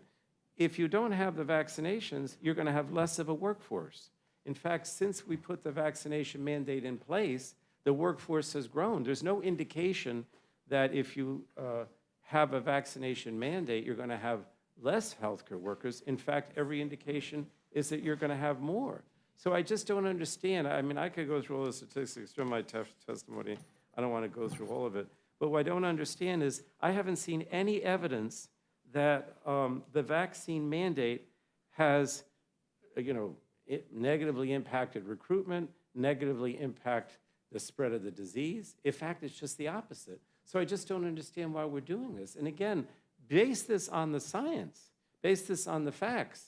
Don't just say, oh, we'll get rid of the vaccine mandate because we don't need it anymore. Again, I don't think that's something that Congress should be doing. But I'm not going to go into it anymore, Mr. Chairman. I'll leave it at that. Thank you very much for testimony. Let me quickly advise people how we're going to proceed since votes are underway. Any of you that care to go vote and come back, we're going to try to just keep going. We will reach a point where the witnesses will need to go down to vote. At that point, we'll just adjourn for about 10 minutes or something and allow them to do it. So if you want to go vote now and come back, that's perfectly fine. If you want to wait until we adjourn, depending on how long the questions go, then we'll do that. So with that, I want to thank both of you for your testimony. It's good to have you here, and I will forego questions and turn to my good friend, the new Vice Chair of the Rules Committee, Dr. Burgess. Thank you, Mr. Chairman. Thanks to our witnesses for being here.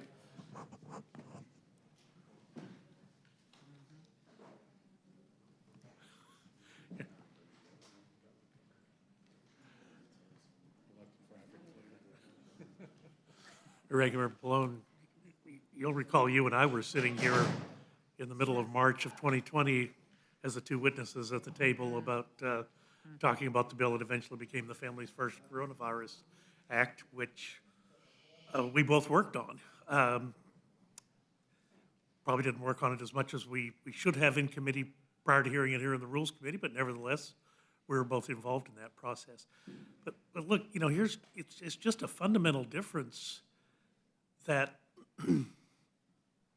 you talk about the executive needs the power to make those types of decisions, but in our system where we're governed with the consent of we govern with the consent of the governed, I mean, that kind of turns it on its head. And I would just simply argue one of the things that has probably driven to more vaccine hesitancy has been the mandate. Look, states are free to mandate things. They may or they may not, but a federal mandate for a vaccine is unprecedented. And the fact that we did that to the very people who had gotten us through the earliest days of the pandemic, these are folks who showed up to work with incomplete knowledge of what they were facing. They managed to keep themselves well through the entire process. And then our reward for that was, we're going to force you to take a vaccine that you may not want to have. And look, I think I know I've heard from doctors and nurses who were upset and resisted that. We probably lost people from the workforce at a time where we really could ill afford to do that. I don't know, have either of you heard from doctors and nurses in your districts about how this was a burden to them? I'll start with the chairwoman.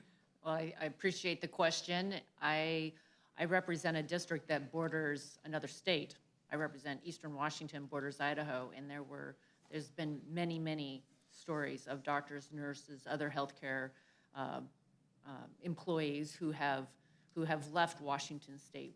Washington State just lifted our public health emergency. Governor Inslee lifted it. It's been one of the last states. Most states have already lifted their public health emergency. Large majority. We lifted, Washington State's was lifted the end of October 31st of 2022. But up until that point, there had been numerous individuals who made a decision to quit a job and move over to Idaho. That has been repeated over and over, and it has been extremely, I'm a little surprised to hear that you haven't heard the stories of, I mean, the workforce challenges are severe, significant within the healthcare system right now, and this mandate absolutely is continuing to be a barrier for those who would consider taking jobs that we desperately need right now within the healthcare system. Well, I didn't go into it, but just let me give you a minute here about some statistics, right? Doctors, nurses, and hospitals, and more than 50 healthcare professional societies and organizations have agreed that requiring COVID-19 vaccination of healthcare workers saves lives, right? Then we have this statistic. As vaccination rates increased among nursing home staff, new infections, hospitalization, and deaths among residents and staff decreased. A 10 percentage point increase in staff vaccinations rates resulted in fewer COVID-19 cases among residents and staff and fewer COVID-19 deaths. The healthcare workforce has grown since the vaccine requirement, with more healthcare providers and staff employed in December of 2022 than prior to when the COVID-19 vaccine requirement went into effect.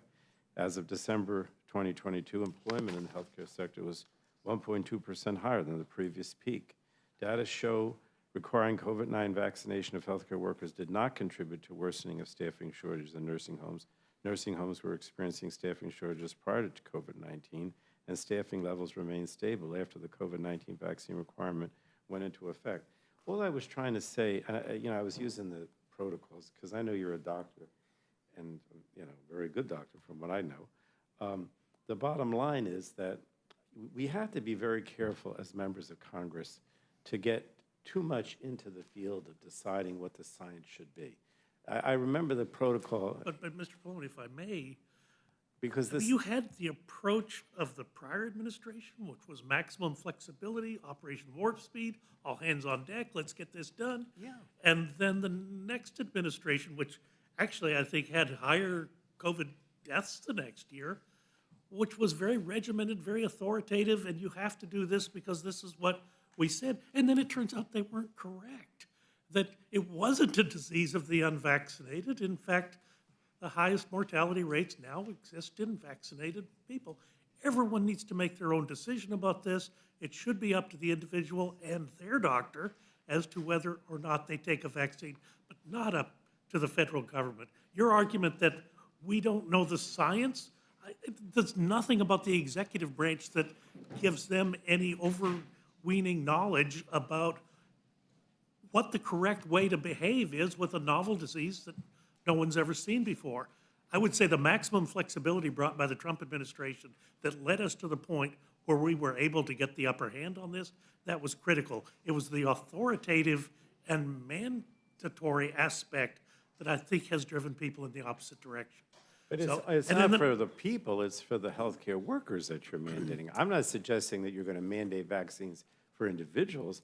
I'm But saying you for did the it for people. healthcare workers, you did it for airline pilots, you did it for flight attendants. I mean, it was just down the road.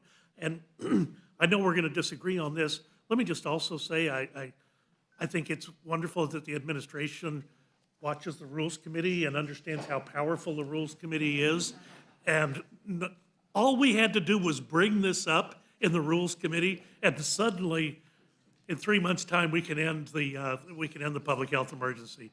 That should be a godsend to everyone in this country and welcome news. But I thank you both for being here. Clearly, we're going to continue to disagree on this. Mr. Chairman, because of the votes on, I'll yield back.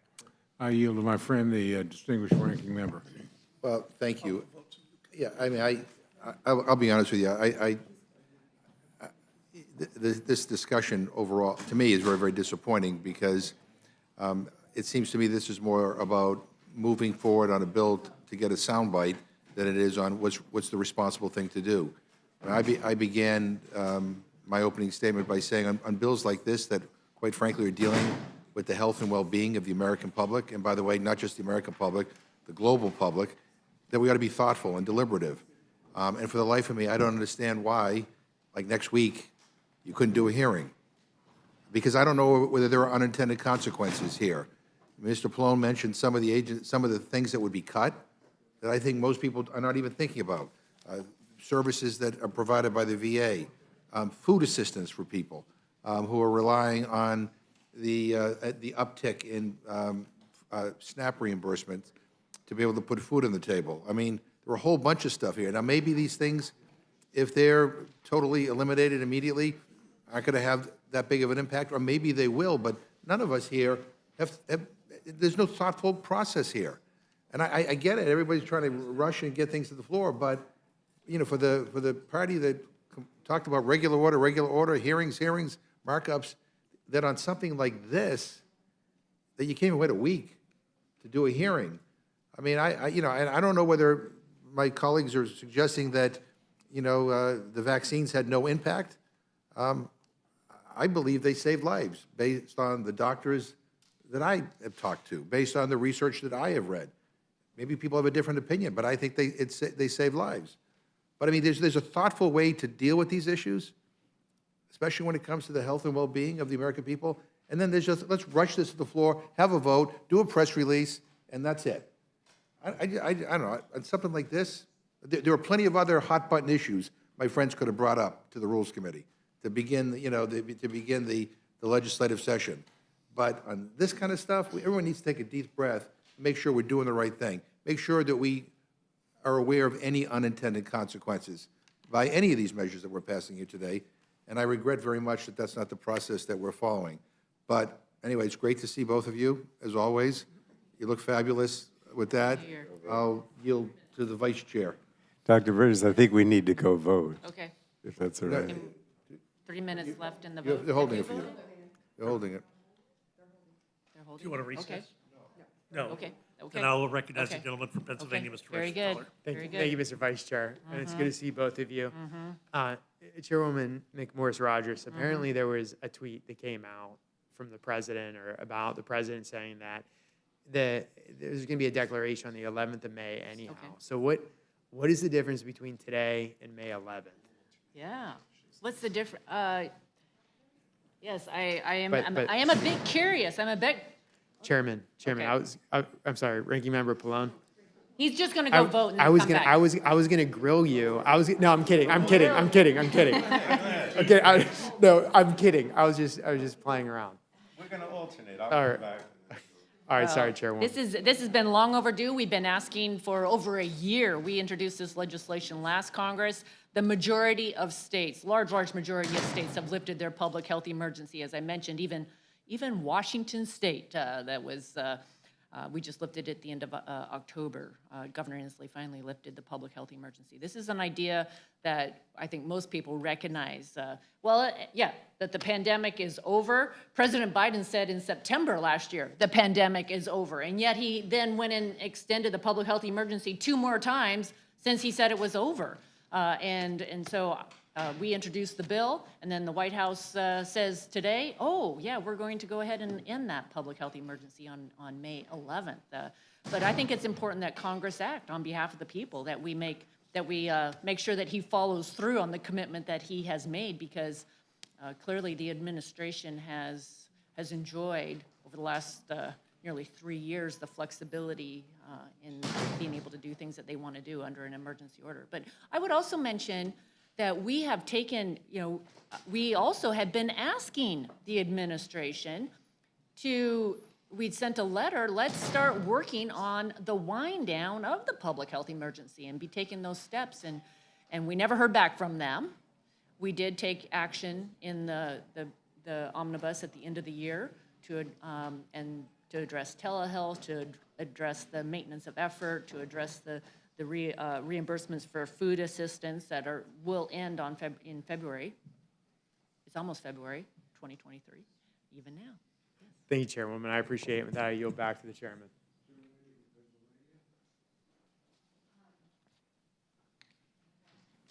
Have one of us here.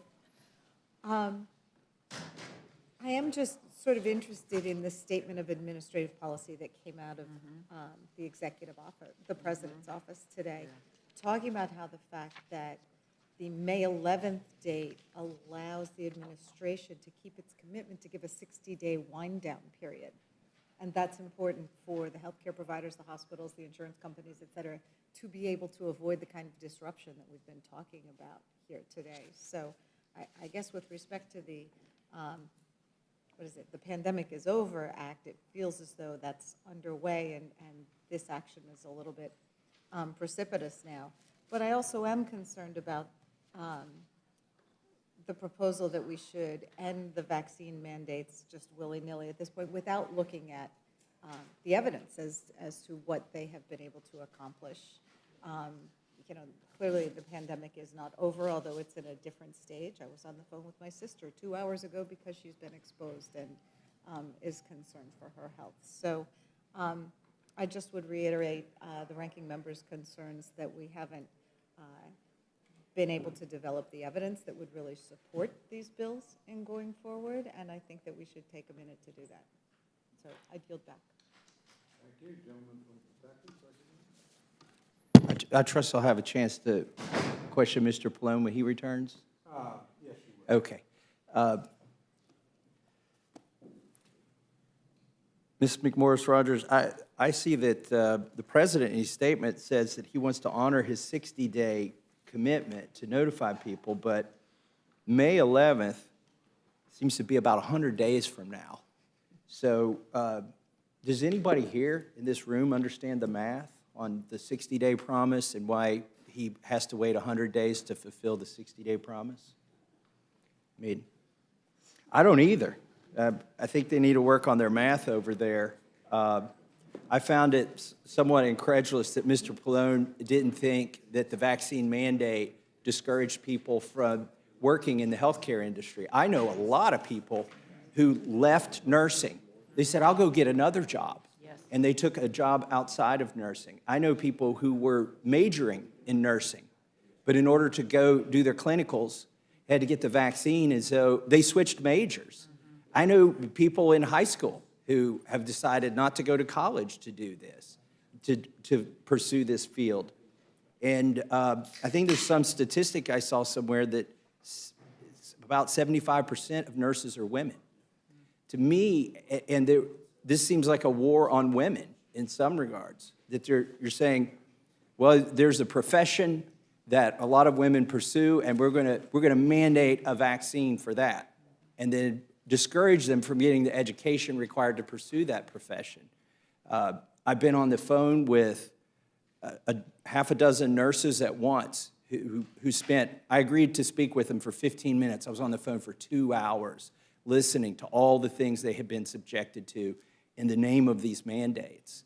A lot of them have tried to seek religious exemptions and weren't given those religious exemptions. There are plenty of lawsuits underway. And I even know a nurse in my geographic area who took the vaccine and was injured, like immediately.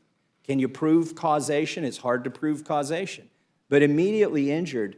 And these nurses aren't even available because we're under emergency use authorization. They're not taking FDA-approved vaccines. They have been mandated to take something that's emergency use authorization. So they're not even able to apply to the Vaccine Injury Fund. Like, that is something that covers FDA authorizations. I think it's despicable that they have to take the risk, particularly those who have immunity from a prior infection. And before Mr. Pallone sits down, I'll give you a chance to respond to any of that. Well, I've heard a lot of similar stories as you outlined, and yes, the number of healthcare professionals that left the field because they didn't want to have the vaccine, and it's really heartbreaking at the very time that many of these were those that were on the front lines for almost a year helping during a pandemic, and then to have the vaccine forced upon them just is really been it's just been part of the breaking of trust, and so I was also going to mention on the vaccine mandate bill, the CDC and other institutions have confirmed that the vaccines do not prevent transmission of COVID-19 viruses. So now we have the CDC and others saying that it's not preventing transmission.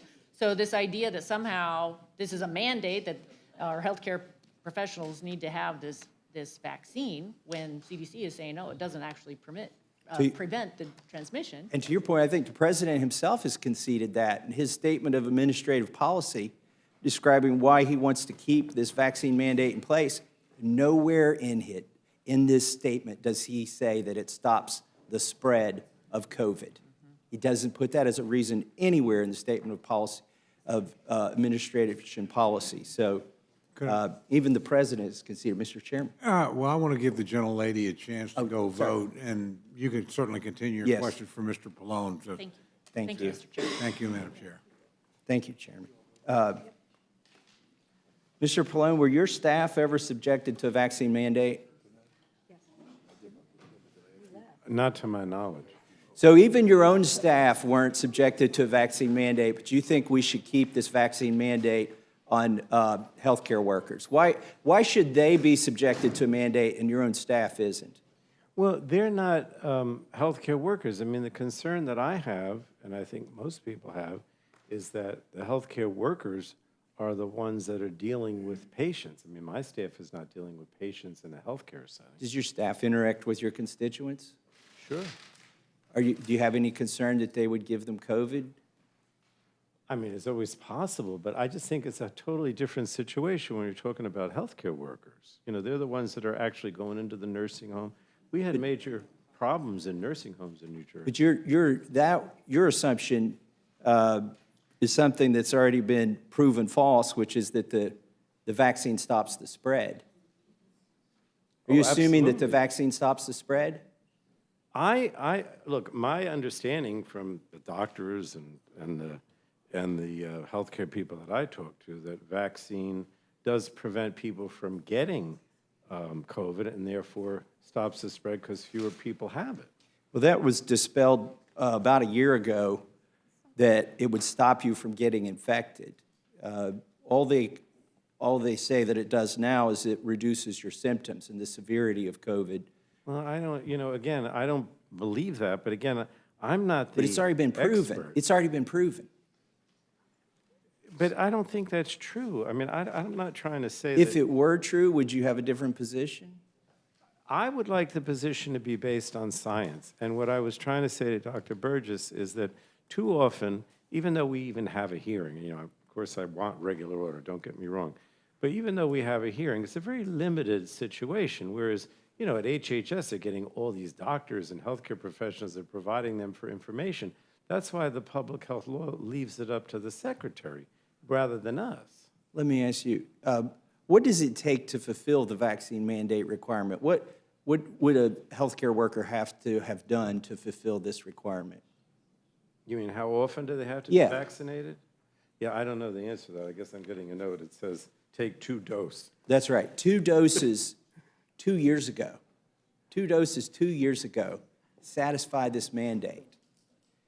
But that's for a variant that no longer circulates. But how are we going to So substitute what's the science behind requiring a vaccine for a virus that no longer exists when the CDC even acknowledges in their presentations that any efficacy the vaccine had wore off after 8 months? But look, maybe they made mistakes, but I just think they're in a better position to make this decision than we are. I mean, you and I have to do all kinds of things. Even our committee deals with energy and internet. And how much time do I have to actually spend on looking at vaccine rates or vaccine success? I mean, that's why we have agencies. That's why we have doctors. And that's why we have experts. Okay, but those very agencies have Sometimes they make conceded, mistakes, sure, but I'd rather rely on them than myself. these very agencies have conceded that this does not stop the spread. They conceded that a year ago. A year ago, they said that the initial 2 doses wore off after 8 months. That's why there are boosters. In fact, there's no booster requirement in this vaccine mandate. And so what you have to do to fulfill it, as you correctly said, is take the 2 shots that apply to the original version of the virus that no longer circulates. Let me ask you another question. Do you believe that the vaccines can cause myocarditis? I don't know. You don't know? No. Do you believe that they can cause pericarditis?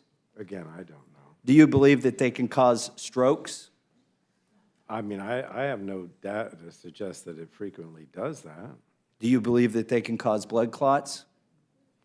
I don't know. I mean, we mandate vaccines for all kinds of things, for mumps and for kids and for, various other things.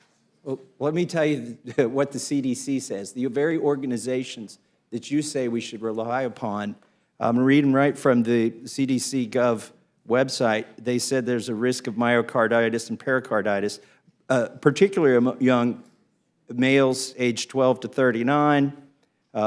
They report that blood clots can happen and that strokes can happen and that death can happen. But how are you and I going to substitute ourselves for the CDC or for these other agencies? You seriously want to say that you and I and Mrs. Rogers are supposed to substitute our opinion for them? No, I'm reading you from the CDC. No, I understand that. Maybe they make mistakes. I don't want to substitute our opinion. Well, then I want you to acknowledge theirs. Well, I mean, whatever you say, I'm sure is true. I haven't seen it, but I don't doubt your sincerity, and you're telling the truth. So now you don't doubt that it causes can cause myocarditis, blood clots, so, and I don't think you're lying to me. strokes, and death. Okay, well then I'll say it because I read it from the CDC website. They've acknowledged it can cause myocarditis, blood clots, strokes, and even death. Okay, But just because those may be the side effects doesn't mean the overall impact of it might not be better than not taking it at all. Well, I think you rightfully gave your staff a choice on whether to take the vaccine or not. Their body. I'm not sure about that. Their body, their choice. yet you're trying to say that healthcare workers shouldn't have a choice and that they must undertake the risk of myocarditis, blood clots, strokes, possibly death. They must undertake that risk by taking 2 shots that no longer are effective for the strain that is circulating. And what's, I think, the most offensive to this segment of our workforce is these are probably the ones who got COVID first. They acquired natural immunity. And study after study shows, Cleveland Clinic, the entire country of Israel, that natural immunity is actually better than the shots itself. So you're arguing, look, I don't want to put words in your mouth, but you seem to argue like we just let everything go, like sort of this Darwinist theory, survivors of the fit, and we don't bother with any science or vaccines, and just whoever survives, survives, and that's okay? I mean... No, that's the policy of your office, if that's where you're articulating that I'm everybody just trying should say, have to take the I don't think we just let vaccine. everything go, you know, like the Black Plague. I mean, they didn't have any, so maybe 1/3 of Europe died. The people that survived were immune, but is that what we want? The vaccine, let me just say for the record, and these are all things you can go to FDA, CDC, even Pfizer now admits that the vaccine doesn't stop the spread, which is the whole logical argument for requiring it of healthcare workers so that they won't spread it to somebody else, but it doesn't do that. We already know that. All of the institutions that we trust have acknowledged that. It can cause myocarditis, blood clots, and strokes. It can be rare, but why would you subject somebody to this? If you watch if it, it's- like you see all the drugs advertised on TV at night. They always have this caveat that it might cause this, it might cause that. But you still take it because your chances are better of giving your health improving, even if you might have some side effects. And none of those are imposed. Let me ask you, since you bring it up, when you see the Pfizer commercial or the Moderna commercial, do they include all of those side effects? Do they include any of the side effects? Do they tell you any of the risks associated? Look, I haven't paid attention. I mean, I don't watch TV that often, to be honest. I don't even know why I mentioned it, other than a lot of times when drugs are advertised, they talk about the side effects. But I mean, the bottom line is, how are we going to substitute our opinion for this? Now, you seem that you've done a lot of research. I applaud you for that. But I still don't think, I don't even know, Mr. Massey, if you're a doctor or not. But what I'm saying is that how do we substitute our expertise or lack thereof for the medical establishment? I just don't agree. But before I leave this line of questioning, let me ask you, just to be clear, it's your contention that you're not aware of anybody who's been injured by this vaccine?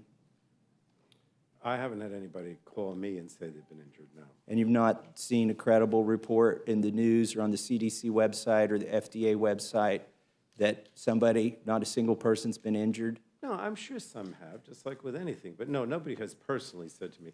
I've actually had complaints the other way. There are people that, again, maybe this was before the vaccine was mandated, but some of the healthcare workers said, that they weren't vaccinated and people were worried about it. So now that you've conceded that some people have been injured by it, Well, I assume that there's some, but I don't really. what is the morality of requiring this when the requirement is 2 shots for the original strain that no longer circulates Because for the people that have evidence already is- had natural that Because already the have evidence natural is that I immunity? gave you earlier, and it's in my testimony, that by having vaccination, fewer people have died. More people have been saved at nursing homes and other places. Before, remember, there was a period of time in the first year or so where we didn't have any vaccines at all. And a lot more people were dying then than when the vaccine was Let me finally ask you then provided. one final question, and then we'll go to the other bill. How long do you think this vaccine mandate should be in place? Forever?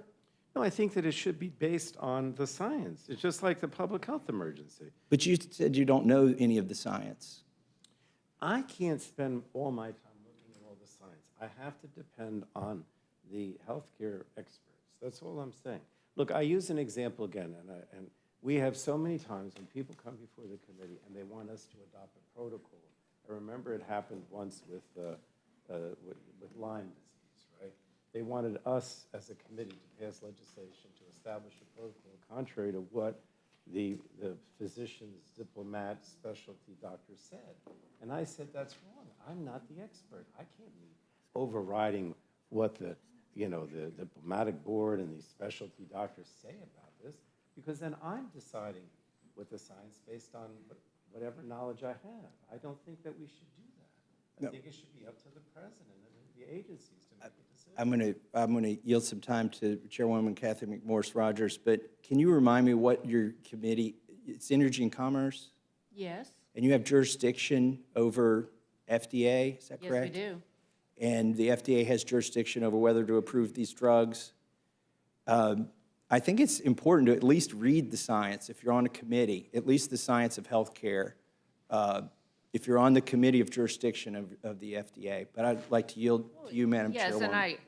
Yes, and I believe it is on behalf of the people, we're the people's representatives, that we ask these very questions that you're posing, these questions around the vaccine and the impact of the vaccine, and better understand what the CDC is saying as far as the risk and what people are experiencing that have taken this vaccine. I thought it was important also to just know, this is lifting the federal mandate, vaccine mandate for healthcare workers. And what the Biden administration came in with a really top-down, everyone has to do it, and if you don't, there's significant penalties, a denial of payment for new patient admissions, termination of your Medicare, your Medicaid agreements. I think this would get it back to local control, and at a local level, a more targeted area, hospitals and states could make what they think is the best decision. Mr. Pallone, or Ranking Member Pallone, the Biden administration put out this policy on the vaccine, on ending the COVID emergency, and they said they wanted to keep their promise of giving 60 days notice, but it looks like he's ending it on May 11th, which by my math, I don't have a calendar in front of me, is roughly 100 days. Why would it take 100 days to honor the 60-day notice? Look, first of all, I read the statement of administration policy when I came in, and it specifically says plan, right? So I think that the bottom line is that they're still thinking about it. They're giving you that date, but it could change, right, depending on what happens between now and then. If the date could change, I would argue that's an argument that this bill isn't moot, that we need to pass this bill if the administration could change their mind But the later point I'm on. trying to make is that if you end a public health emergency at a given point, so many of the things that I mentioned before in terms of, whether things are free, what kind of co-payments, what kind of money goes to hospital, what goes on with the VA, what goes on with SNAP, all these things end immediately. I think it makes sense to give the administration the time to figure that out if it's May 11th, over the next 100 and some days, rather than just say, that's it. It abruptly ends and there's no opportunity to do those things. Yesterday, did you support ending the COVID emergency? The COVID emergency? Yeah, the one that Biden announced he will lift. Yesterday, did you support that policy? I didn't express an opinion on it. Do you support it today? Ending the COVID emergency? Yes. For what purpose now? I'll make it simple. Do you support the Biden statement of administration policy on ending the health emergency declared with respect to COVID-19? I agree with the administration's policy. Now, I thought that he was going to end it sooner, actually, in April, but I guess it's a few more weeks. Well, we'd be happy to end it sooner. Chairman McMorris Rogers, do you have anything to add? Well, first of all, we've been calling for the lifting of the public health emergency for well over a year. We've been asking for the administration to work with us on the wind down of the public health emergency. And we wrote a letter back in 2021 asking for the administration to start identifying what would need to be addressed. We have taken action. We have provided some flexibilities in legislation. A lot of that was in the end of year. We've addressed telehealth. Telehealth is now protected until the end of 2024. We've addressed the maintenance of eligibility requirements for Medicaid under the public health emergency. No state can remove an individual off of Medicaid for any reason.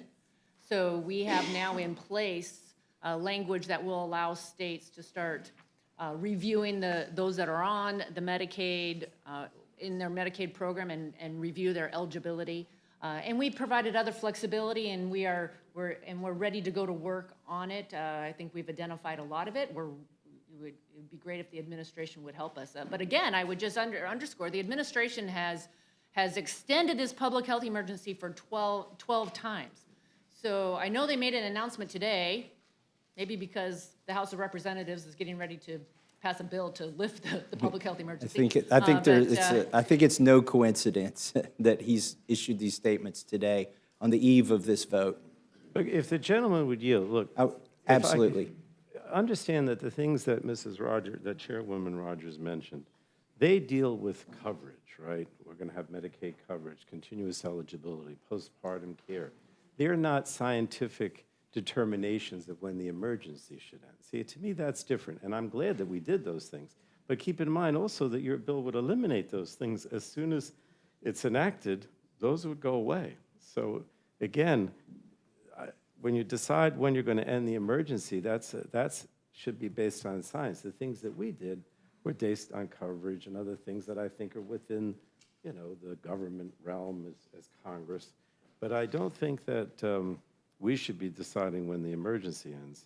And certainly, if this bill were enacted, all those things that she mentioned would go away immediately, because that's what it says.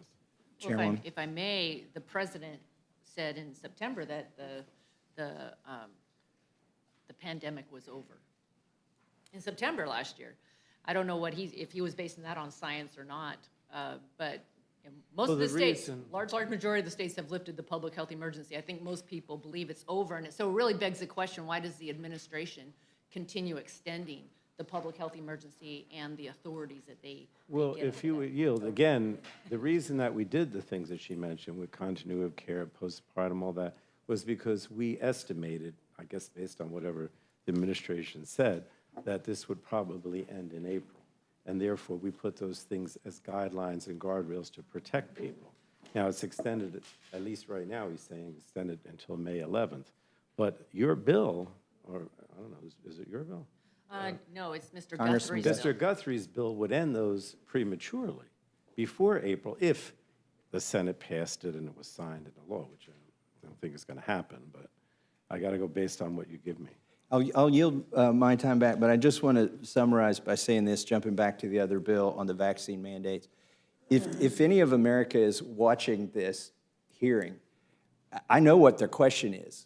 Why are none of them mandated to take a vaccine? Why is no member of Congress mandated to take a vaccine? Why is none of the staff who are watching this and supporting us, behind us, mandated to take the vaccine? And why are we sitting here telling the American people, if you want to take care of other people, then we're going to make you take the vaccine with risks that we know about? And I think it's somewhat callous to do that, and I just want to point out that's what the American people are thinking, and I yield back. Thank you. Gentlelady from New Mexico is recognized. Yeah, thank you very much. I'm worried, too, that some of the American people might be watching this hearing, and I don't want them to have the wrong impression out there that somehow these vaccines are hazardous to your health or you shouldn't take them. I mean, there are studies that have been done. I mean, by the way, every medicine you buy, including an aspirin, has disclaimers on it. You can have all kinds of side effects. I mean, that's just standard procedure. But there are studies out there that, I'm going to cite one from Harvard, COVID-19 diagnosis raises the risk of heart attack and stroke. So if you don't get vaccinated and you get COVID, in the week after a COVID-19 diagnosis, the risk of a first heart attack increased by 3 to 8 times. The risk of a first stroke caused by a blood clot multiplied by 3 to 6 times. We also know, because we all lived through this, and I hope we don't forget it, over 1 million people died. And I don't think there's any question that the vaccine helped save lives. The other thing I want to put into the record is a study from the Commonwealth Fund entitled 2 Years of U.S. COVID-19 Vaccines Have Prevented Millions of Hospitalizations and Death. So for those who are watching, I hope that nobody gets the impression that it was a mistake to get vaccinated or that somehow you shouldn't get vaccinated. This saved lives. And even, and again, over 1 million of our fellow citizens died. So we can argue about the merits of this bill and all that kind of stuff, but let's not leave people with the wrong impression. And the final thing I'm going to say is, I think it is clear that a hearing would have been helpful on this matter, not specifically because of the other benefits and other things that help people deal with this that will be automatically ended.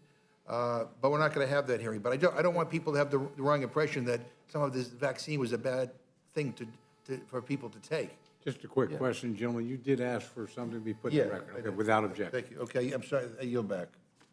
Thank you so much, Mr. Chairman.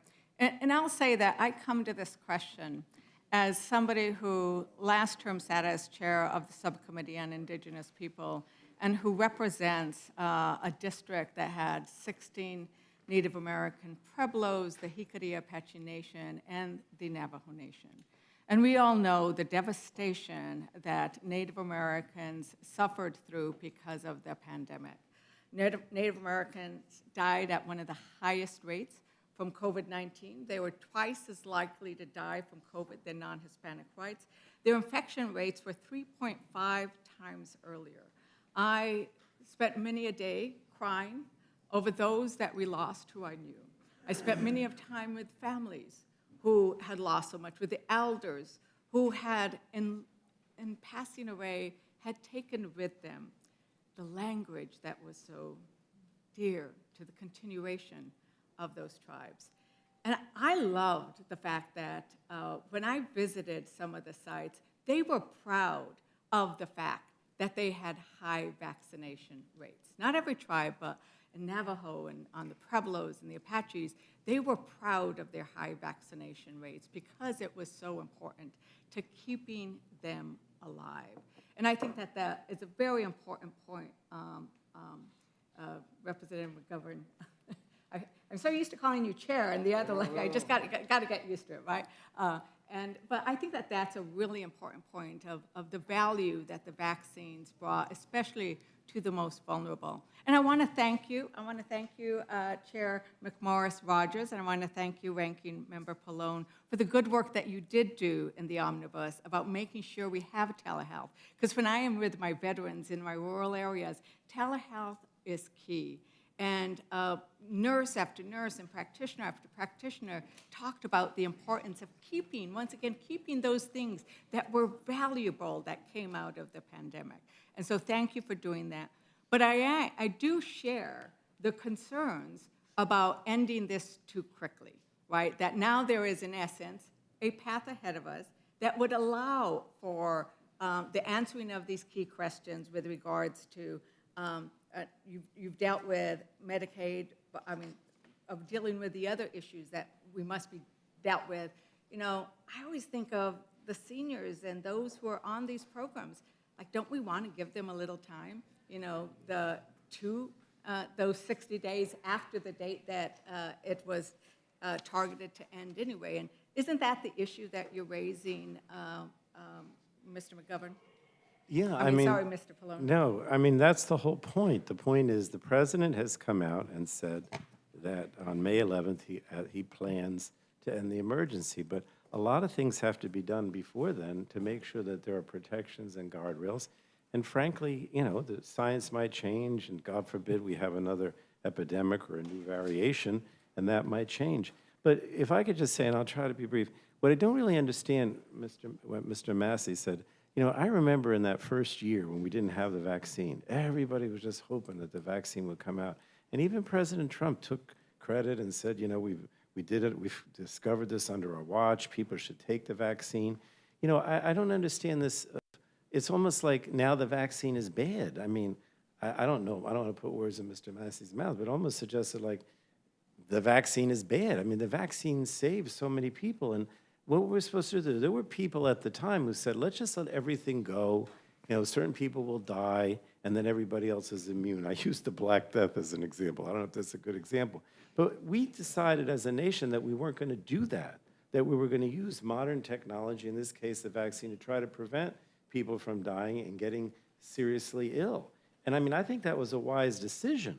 And I think we have to keep that in mind. We can't just look later and say, oh, maybe a few people were negatively impacted, but what about all the people whose lives were saved? I yield back. And I think the whole thing about always, like, I think what we've been doing in the last several weeks here and in our discussions is making sure we take care of those who are in Medicare, right? We are fighting to take care of those who are in Medicare. And an abrupt ending versus an off-ramp that addresses those things will be good for our constituents who are in Medicare. Is that right? Oh, absolutely. And we did provide certain coverages because we assumed when we did the omnibus that this would end sometime in April. And so that's why we took some actions with regard to telehealth and expanding Medicaid and postpartum for women to make sure that that coverage would continue and people wouldn't be thrown off because the public health emergency ended. But there's still a lot of things that have to be addressed, because if you abruptly end the public health emergency, then a lot of these protections haven't been planned, or under this bill, they would just go away, and you wouldn't have the protections. And in some ways, I think the responses you were issuing as to who is in the best position to make medical decisions, right? Scientists, doctors, the patient themselves, right? And that issue needs to be not a politician's decision on healthcare decisions. It needs to be coming from those who are versed in that matter, who are experts, or who are in the issue of when women are denied their right to make their own healthcare decisions on certain things, the patients themselves. So I really appreciate that. I'm going to yield a minute to the gentlewoman from. Thank you. Yes, sorry. Yeah, I just wanted to tie up a couple of threads that have been wandering through our conversations here. I understand that part of the idea of why we should end the vaccine mandate for healthcare workers has to do with debate over whether or not the vaccines actually help reduce transmission. And in fact, there is considerable data that the vaccines do reduce transmission, probably more so from the earlier variants than the later. But it sounds like there's a Reuters article from October that social media conspiracy theories started circulating that said someone had admitted there was no reduction in transmission, and in fact that was not true. So this kind of gets back to the idea that we really need to have a hearing about this as opposed to having a bunch of politicians jump in and say, well, I read it on Twitter. It really does seem that there's considerable scientific evidence to look at with respect to whether or not the vaccine reduces transmission. And that's why a hearing on this topic would have been more appropriate. I yield back. Thank you.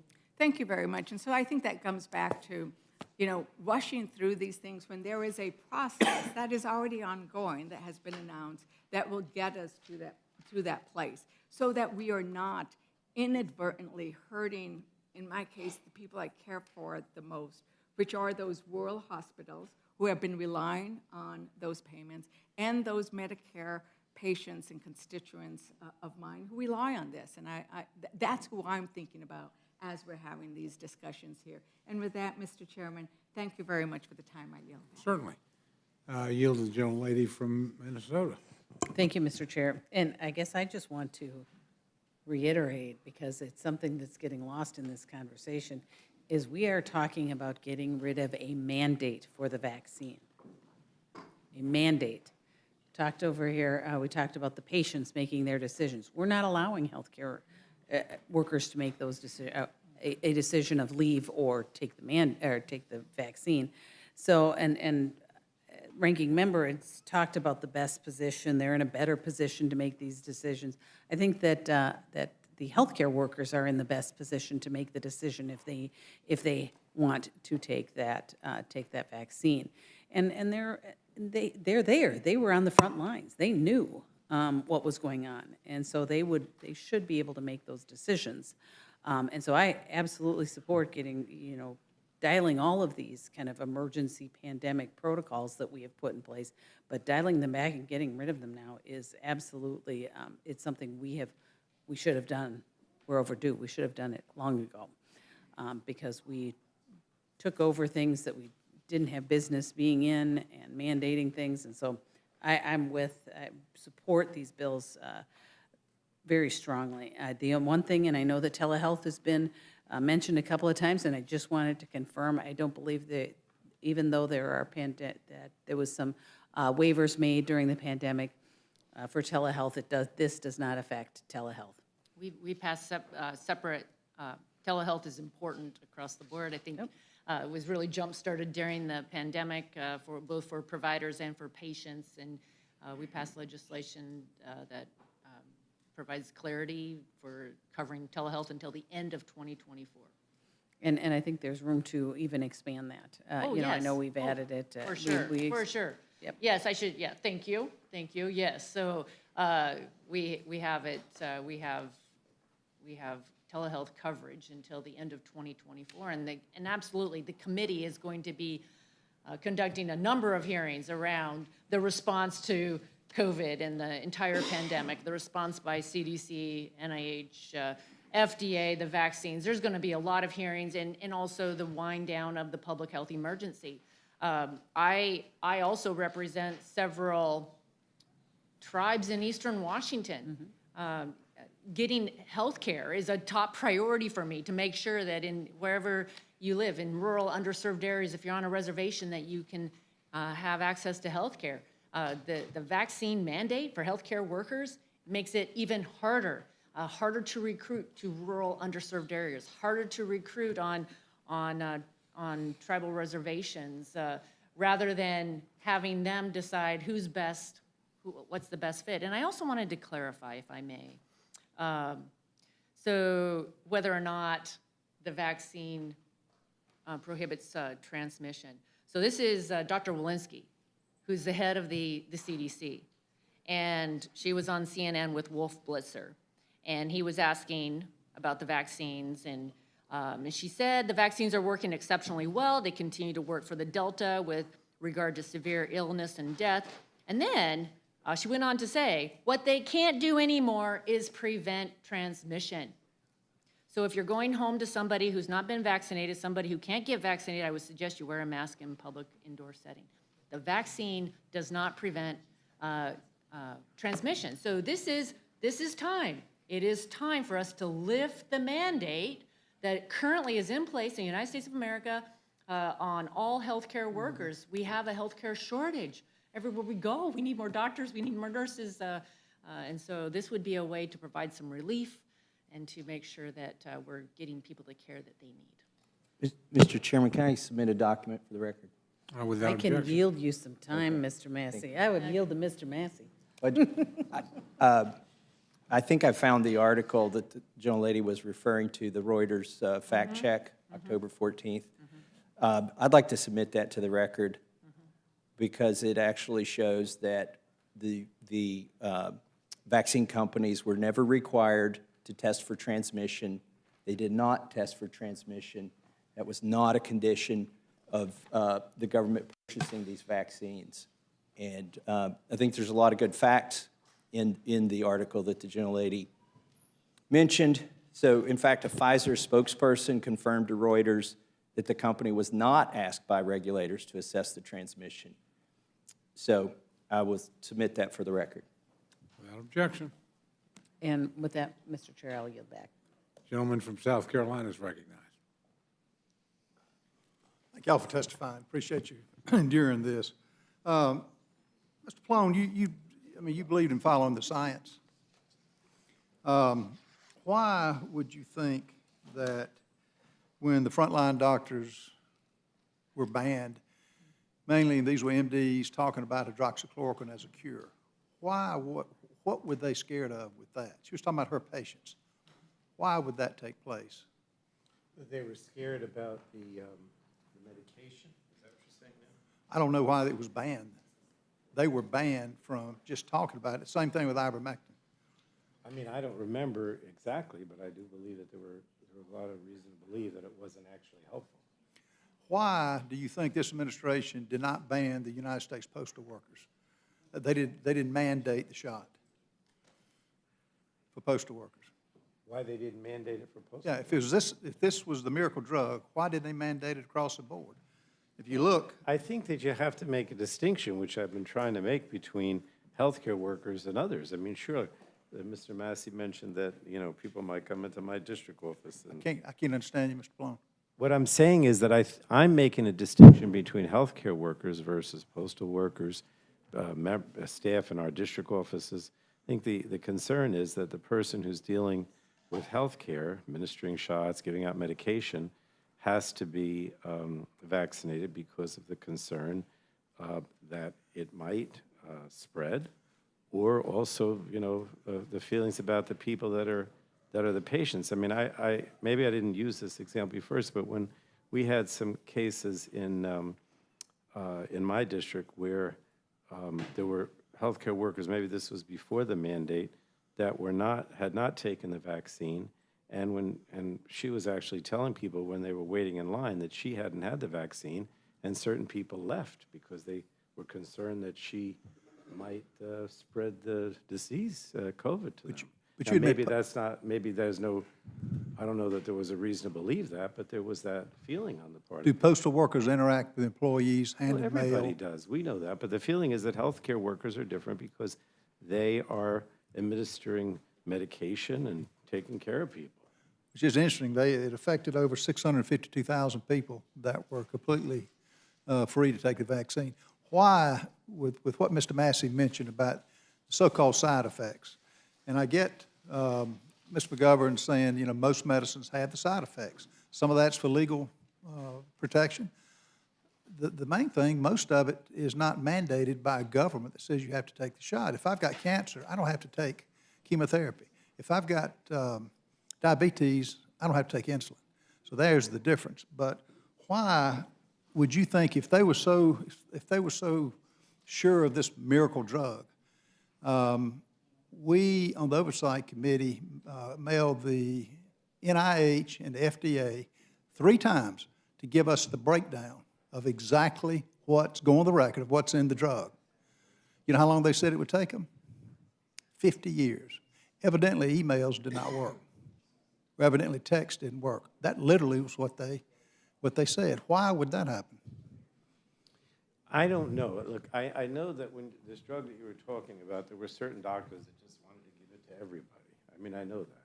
But there was, I guess, a lot of evidence that it wasn't effective.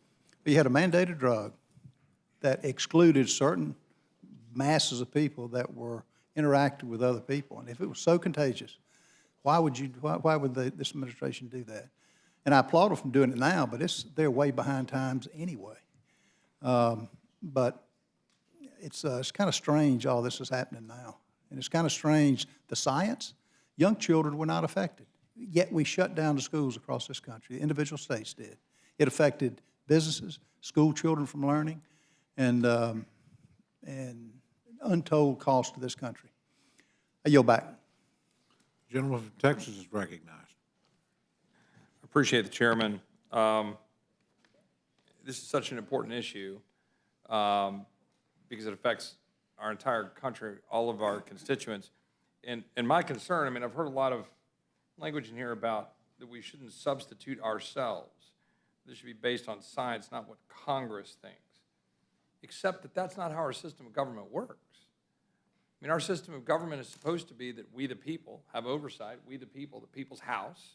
We represent them, and they've got a concern. They want us very much to be engaged with what the executive branch is doing. Doesn't mean we have to supersede and tell the executive branch what to do to execute, but we certainly have oversight responsibility and certainly can engage to say we think that the other branch is going down a path that may not be the right thing for the people, and then decide what to do about that. That's literally how we're supposed to engage on that point. And so, you know, saying that we should defer to the executive because we don't have the science, which was one of the quotes, that we don't have how much time to study the vaccine rates, et cetera. Well, we have a diverse group of people among 435 representatives. Some of them are doctors. Some of them have Masters of Science from MIT. Some of them have Masters of Science from the University of Virginia. I mean, a lot of us have been pretty adept at studying data and analyzing data and looking at it and talking to folks. We actually have an obligation to do so. And there's a significant amount of concerns about this. I know that the gentlelady, the chairwoman, has said, and has been repeated, but it merits recognition that the CDC director on August 4th, 2021, regarding the vaccine, said what they can't do anymore is prevent transmission. Now, there's significant amount of evidence, a significant amount of studies about the transmission and the lack of effectiveness with respect to the vaccines and transmission, notwithstanding the exchange between the gentleman from Pennsylvania and the gentleman from Kentucky about the Reuters story. There are CDC reports. There's a Lancet study that goes through and explains the extent to which there's no direct impact on the transmission. The CDC on its website directly right now, the language is about the not affecting transmission. And that's the whole point. I mean, that's the whole thing. And so we've got a mandate in place from the power of the federal government over workers in our country.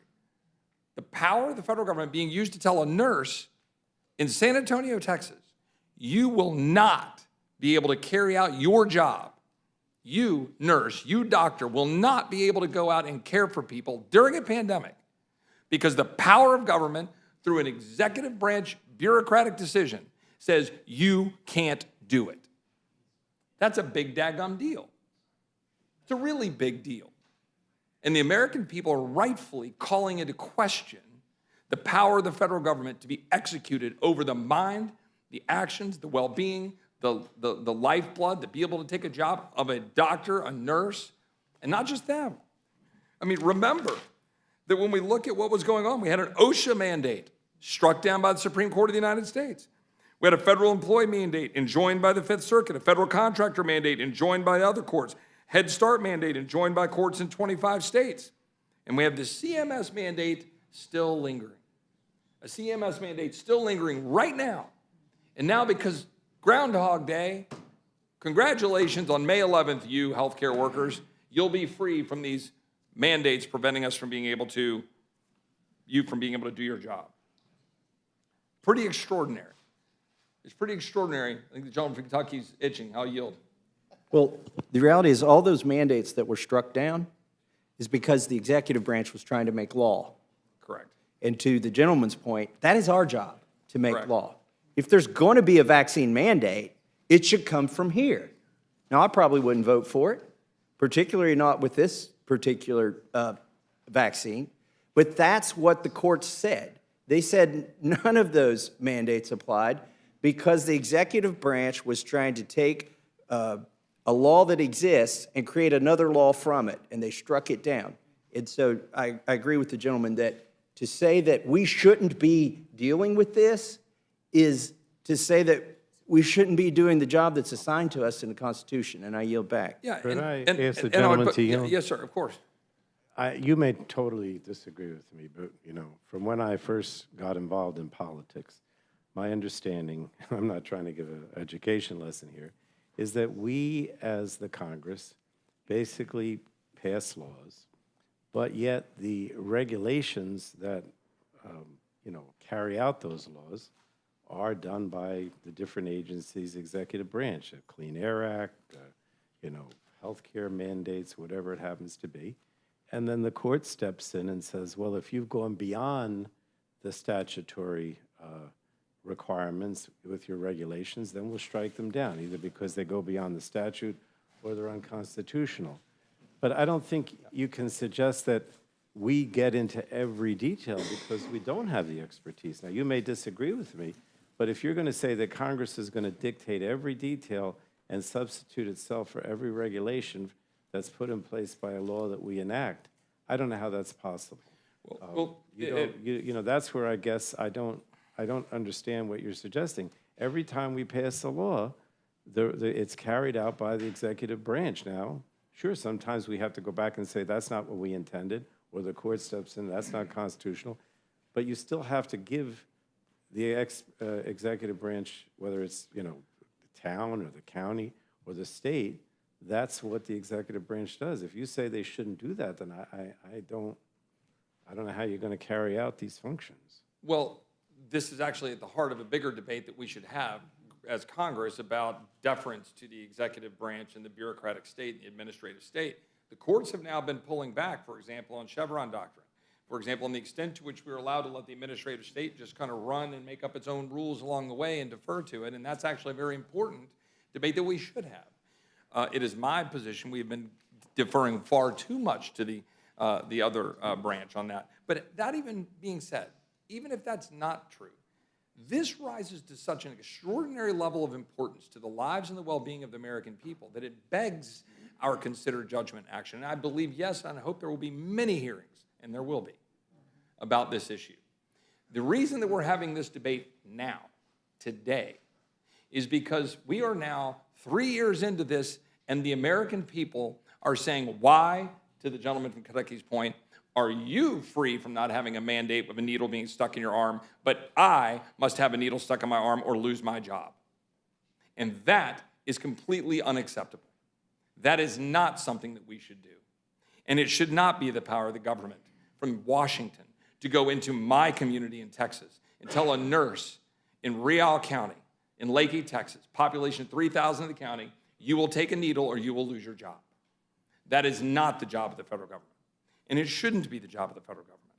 And we have legitimate questions that we are now raising about the efficacy of the vaccines and, in fact, the potential harms of the vaccines. Now, there have been legitimate tests and studies that have been done that are starting to raise increased questions. And I wonder if the gentlelady, the chairwoman, would respond in broad terms, not any specific study. Because, again, these take hearings to look into the details of it. But just raising the flags that a legitimate American citizen might say, hey, I'm looking at this and I wonder that if 17% of children experience some cardiac symptoms after the Pfizer shot, according to a study published in the European Journal of Pediatrics, 20% spike in excess deaths in England and Wales, according to the latest figures from the UK's own Office of National Statistics. Of 1,779 COVID hospitalizations in New South Wales were unvaccinated. That FDA admits massive elevated risk for heart attacks, blood clots, and pulmonary emboli. FDA research published the results of a massive observational study of Medicare patients in 2021. That the COVID vax was associated with 22% to 74% greater all-cause mortality. That new bivalent boosters even worse, and go down the list. I can go down a list of issues where this is the deal. Here's a study saying 51% of Democrats believe vaccines behind sudden deaths. We've seen all of the information that we're seeing online right now with sudden deaths. Now, these are legitimate inquiries. These are not conspiracy theories. These are legitimate inquiries with legitimate studies backed by legitimate science with people observing with their own eyes whether or not they want to take a vaccine. Now, to the question about staff, saying, okay, well, let's leave it to our staff. It's their choice, or leave it to a free society to make a choice. My parents, they had to make a choice. My dad's 80, my mom's 74. And they asked me what I thought. This was 2 years ago. I said, look, I mean, I think it's up to you. You should choose what's in your best interest at your age profile.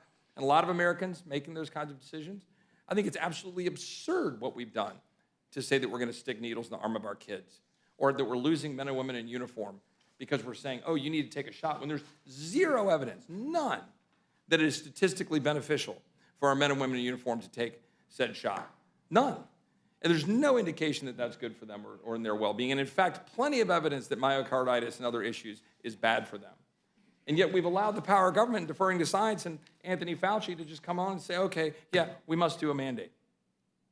I would wonder if the gentlelady would respond. Yes, I appreciate the question. I'll just start out by saying I am vaccinated, and everyone had to make their own decision there. I do not support mandating it. The legislation before us is to lift the mandate on the healthcare workers. To your point, and I think it's been clear that even the vaccine that's being required of the healthcare workers is the original. It's the old version, right?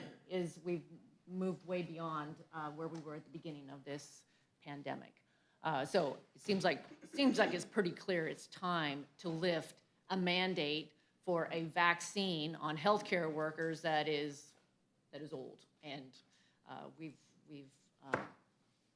3 years into this. As far as all the questions that you raised, we absolutely have a responsibility as the elected representatives of the people. It's pretty fundamental, Article 1, that we must ask the very questions that you outlined, the response to this pandemic, the decisions that were made by CDC, the decisions around all the different guidelines around masking and vaccines and vaccine mandates, and some of the questions, legitimate questions that are being raised now, some of the scientific material that is being brought forward, we must ask these questions on behalf of the people. It is a fundamental responsibility of the elected representatives, and certainly within the the Energy and Commerce Committee has oversight of CDC, FDA, NIH. We've been asking questions for a couple of years now and not getting answers from these very agencies. And now we are in a position to demand that they come before the committee and answer the questions. I know time is ticking. It's such an important issue. I have one more question. The very end of the SAP, the administration, the Statement of Administration Policy, says, second, the end of the public health emergency will end the Title 42 policy at the border. While the administration has attempted to terminate the Title 42 policy and continues to support an orderly lifting of those restrictions, Title 42 remains in place because of orders issued by the Supreme Court and a district court in Louisiana. Given your expertise as now chairwoman of the committee, I think I am correct that according to the code, 42 U.S.C. 265, HHS Secretary can use Title 42 to prohibit in whole or in part the introduction of persons and property from such countries or places as he shall designate in order to avert such danger and for such period of time as he may deem necessary for such purpose. In other words, Title 42, for better or worse, is completely separate from a public health emergency. In other words, you can make the determination of the application of Title 42 irrespective of the existence of the public health emergency. It is, yes, I am confused that this is included in the President Biden's statement today. The question of Title 42 is a complete separate question from lifting the public health emergency. It's two separate codes. I don't know why they included it. It's been clear that they don't seem to be too interested in securing the border, and but I think the debate around Title 42, I know that the debate around Title 42 is a complete separate debate from lifting the public health emergency, and I don't know if this is intentional to try to cause confusion. I'm definitely confused by why they included it. I'd make 2 points on that, which is we know the White House doesn't believe the two are intertwined because in April of 2022, the CDC director moved to terminate the Title 42 order. Obviously, courts have then stepped in, but now you say, okay, let's raise this alarm bell that if we do this, we might suddenly have a Title 42 problem. We will have a Title 42 problem because it's the only thing having a third of the people flooding our border be able to be turned away, which is why, by the way, even the White House sees the reality that to be without a turnaway authority, which is what H.R. 29 would do with respect to our border policy to say you must detain or turn away, they recognize the need for that. They recognize the danger at our border. They're using Title 42 as a Band-Aid, and now they want to hide behind that in carrying out this statement of administrative policy.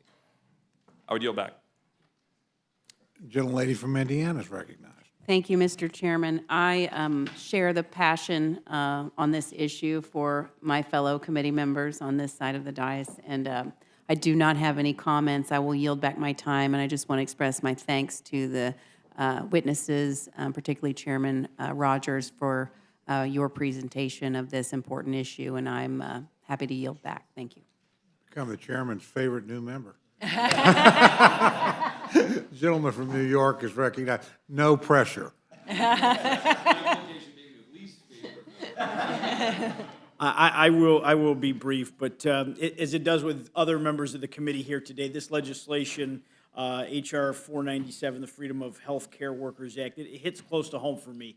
As the only New Yorker on the panel, I mean, New York was the epicenter of the beginning of the COVID-19 pandemic, and unfortunately, it's been the ground zero for draconian policies as well.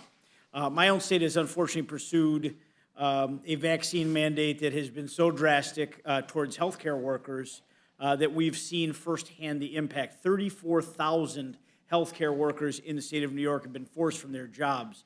And we have labor shortages and already stemming from other factors that have made even worse within all of our state's hospitals. And when you add this mandate on top of the financial difficulties of many of our healthcare institutions, particularly the ones in my district in rural upstate New York, to currently endure this and also subsequently a federal mandate, it's unsustainable. I mean, I stood on picket lines with nurses who had 2 months before been celebrated at parades as heroes because they went to work while we stayed home. Their families were put in the line of fire to get COVID-19, and those workers did as well, while we stayed home to stay safe. And then they were thrown away like garbage if they refused to take a vaccine. And I think that the actions of these mandates at state and federal levels, they're inexcusable, and they need to be lifted. And if the president is on the verge of ending this, and what we've heard from other questions and some facts from the testimony here today, this isn't about transmission anymore. This is a political statement. And we have to get back to reality. We need our frontline medical workers, period. End of story. And I really thank you, Chairwoman, for bringing forward, this bill to this committee here today, because we have to get those frontline medical workers back to work for the American people. So thank you. Gentlemen, yield back. Yes, I yield back. Any additional questions? Thank you both for your patience. Thank you. And Thank you, for Mr. bearing with Chairman. us. We appreciate it very, very much. Always great to have each of you here. Thank you. Oh, witnesses are excused.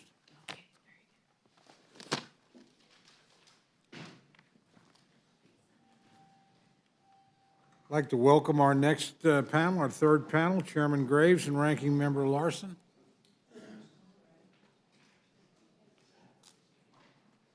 I understand the rules, the chair gets to pick the... Actually, the person that's here is going to get to pick, so.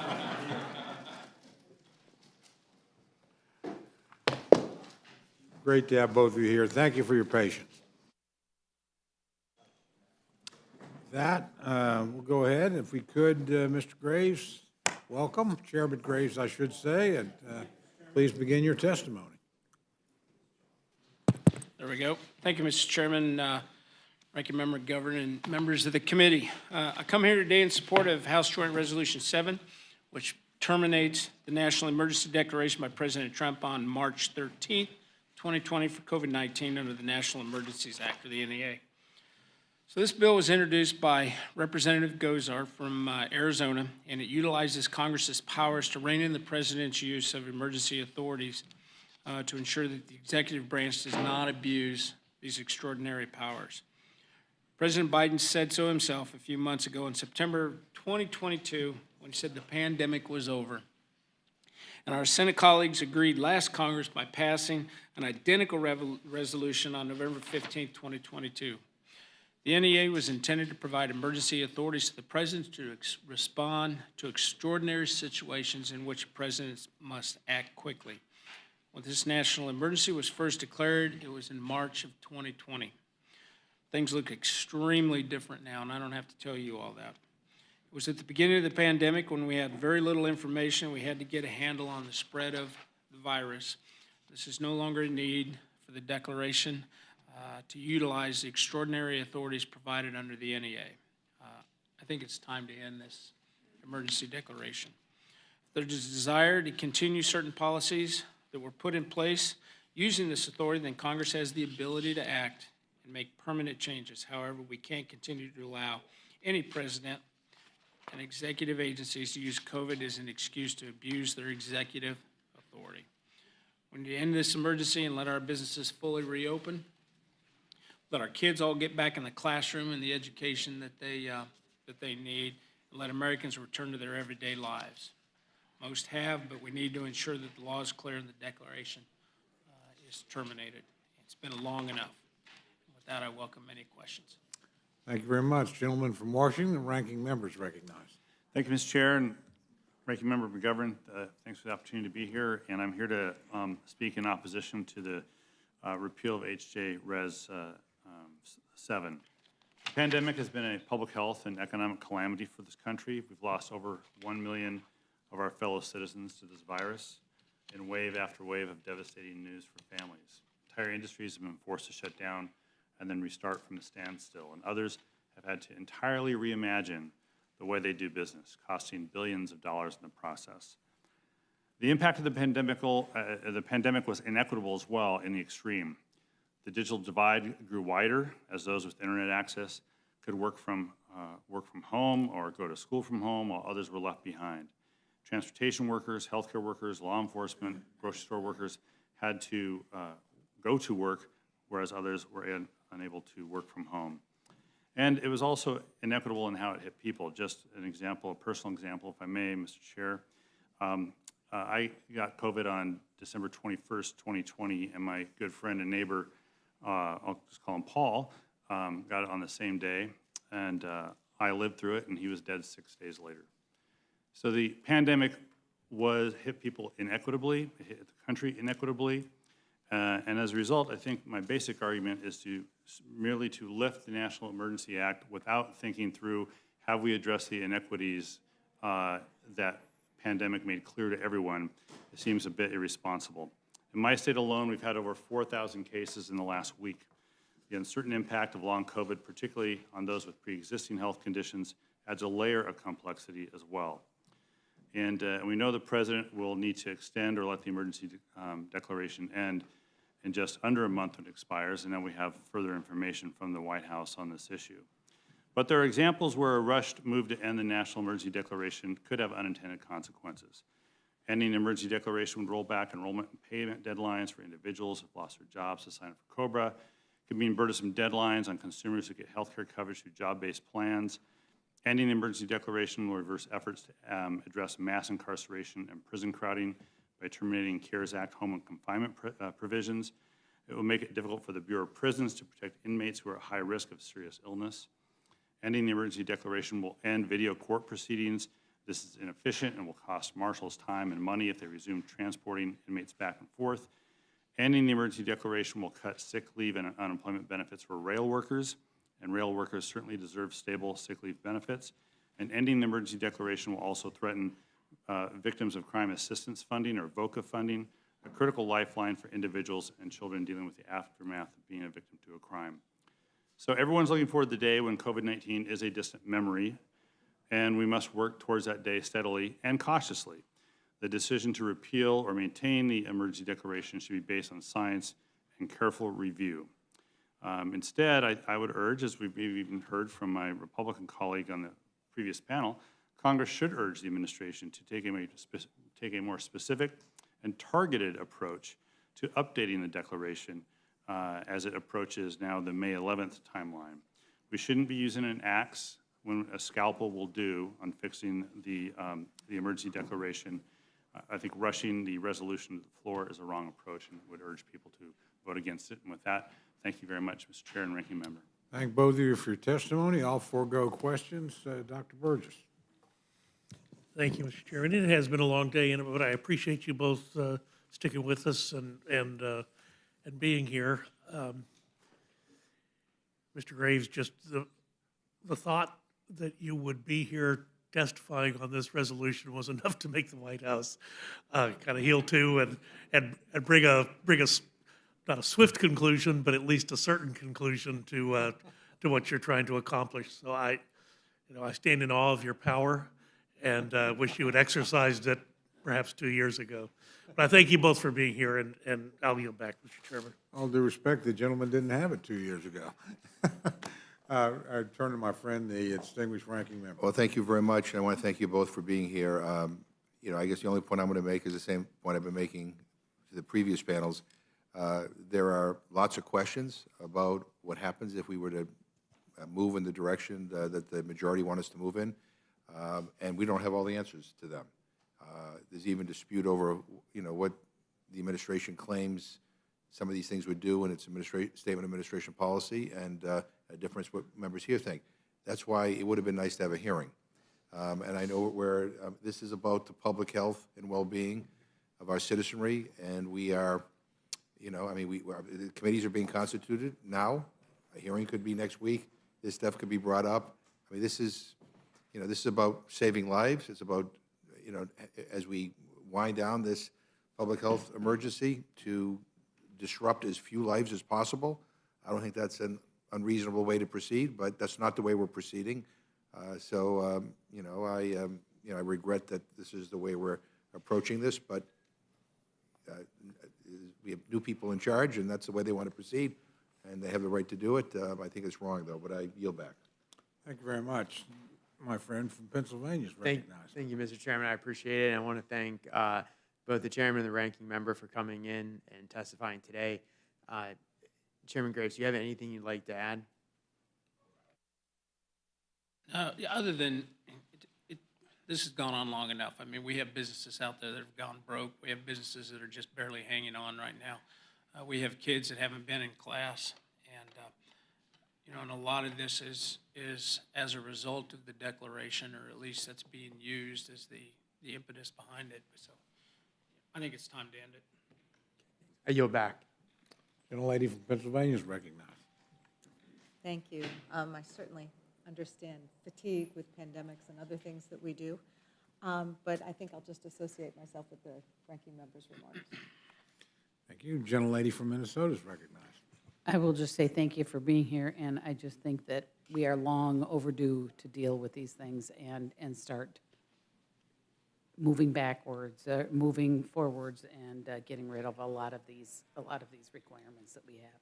But thank you, and I yield back. Thank you. Gentlelady from New Mexico is recognized.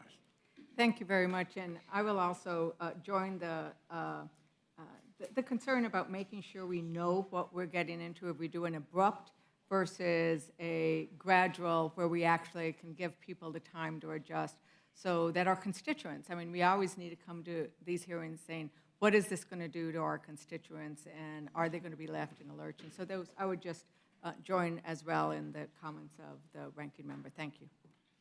Gentleman from Kentucky is recognized. As the second sponsor of this bill, I'm very excited to see it moving here in Congress.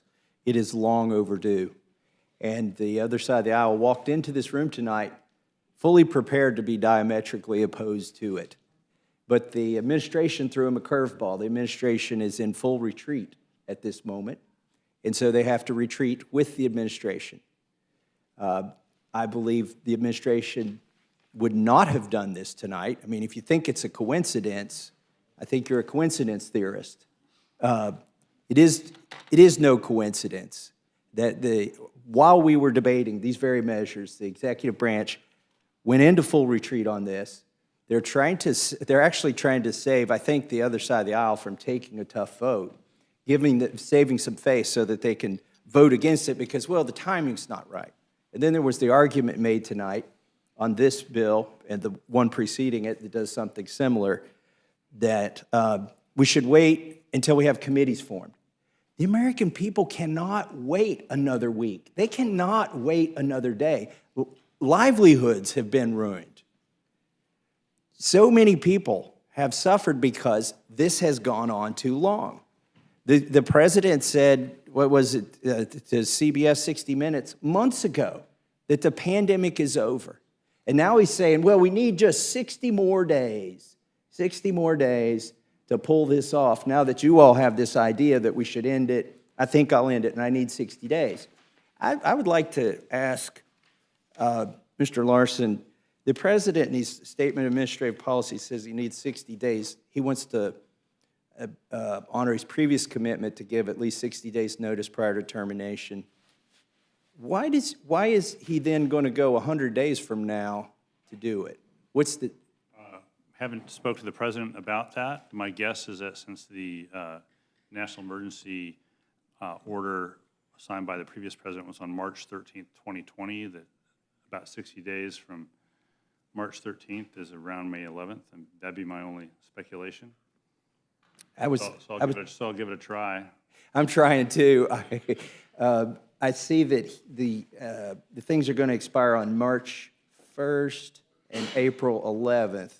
So if he's going 60 days from April 11th, April, help me out here.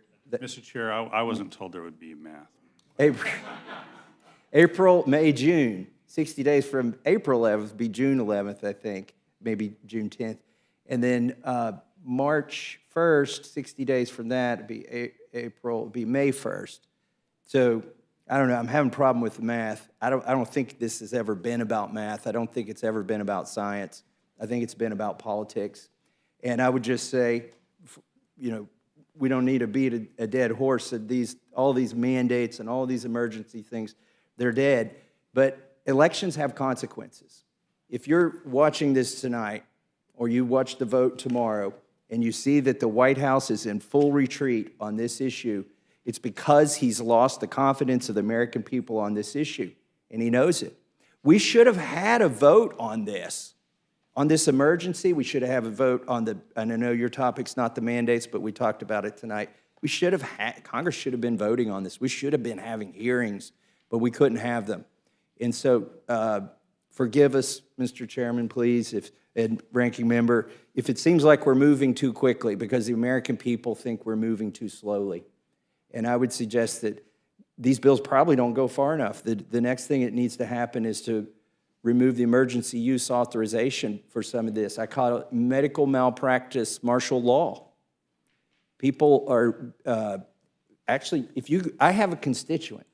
She went into the hospital for a test. They stuck the swab so far up her nose, they punctured the membrane that keeps your brain fluid in, and it leaked into her throat. They had to do surgery to fix it. She hired an attorney, and he said, I'm sorry, we can't help you because of the PrEP Act.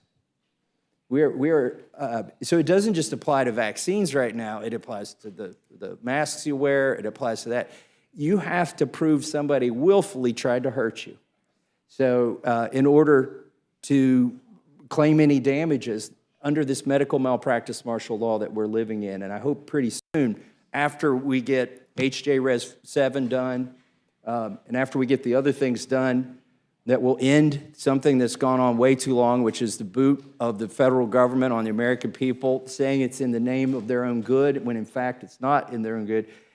I hope as soon as we get this done, we move on to all the other things that need to end, and with that, I yield back. Mr. Larson, to your point, we figure you infrastructure guys calculate and measure everything. So, gentleman from South Carolina is recognized. Thank y'all for coming. I won't belabor the point. We beat this horse. We've been here for 3 hours. We've debated this. But, you know, it's pretty much what Thomas said. It is a sad day in this country where we will not get the $10 trillion back. We will not get the children that were shut down and could not get an education. We will not gain the freedom back that this administration has taken.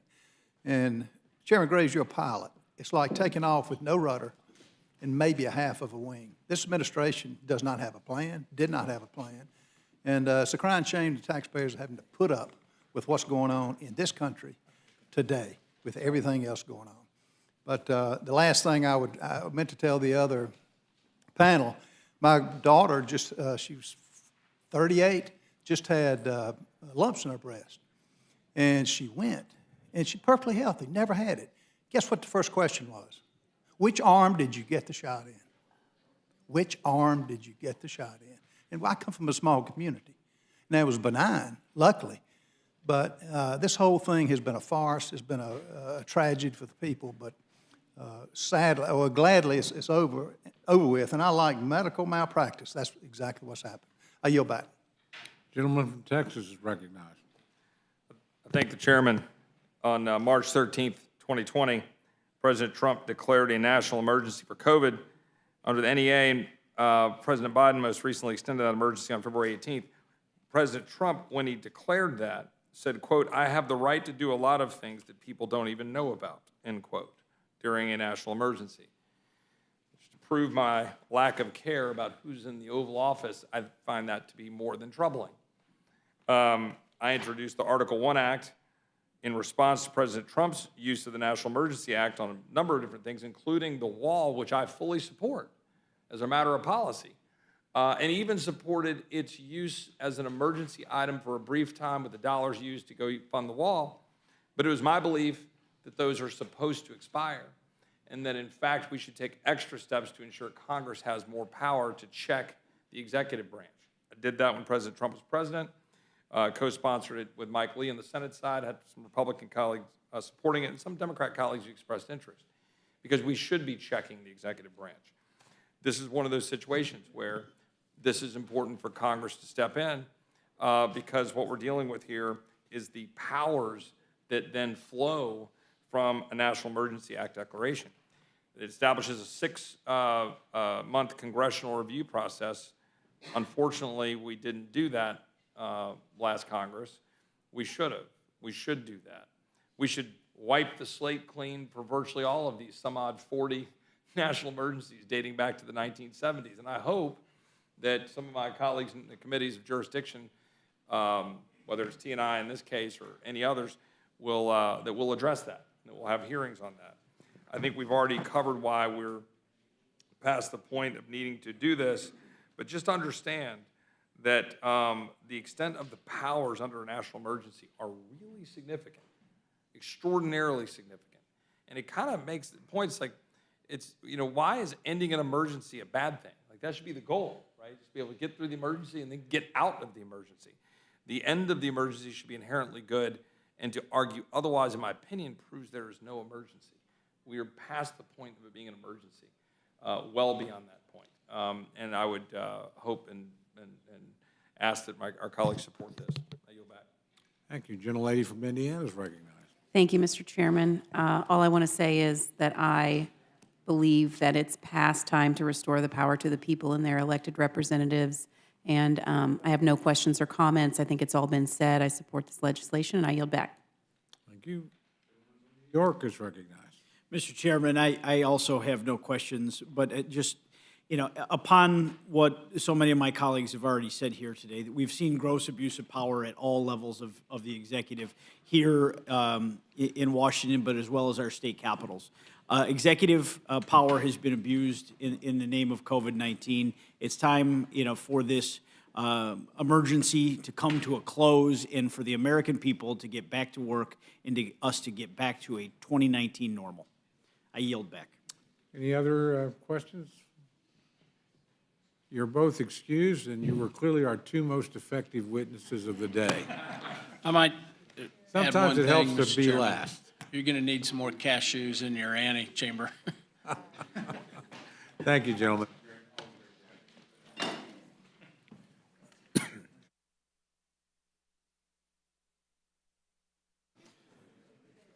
All right, is there anyone else seeking to testify on H.J. Res. 7, H.R. 139, H.R. 382, or H.R. 497? Seeing none, this closes the hearing portion. The chair will be in receipt. Need to wait a minute. Stand at ease for a moment.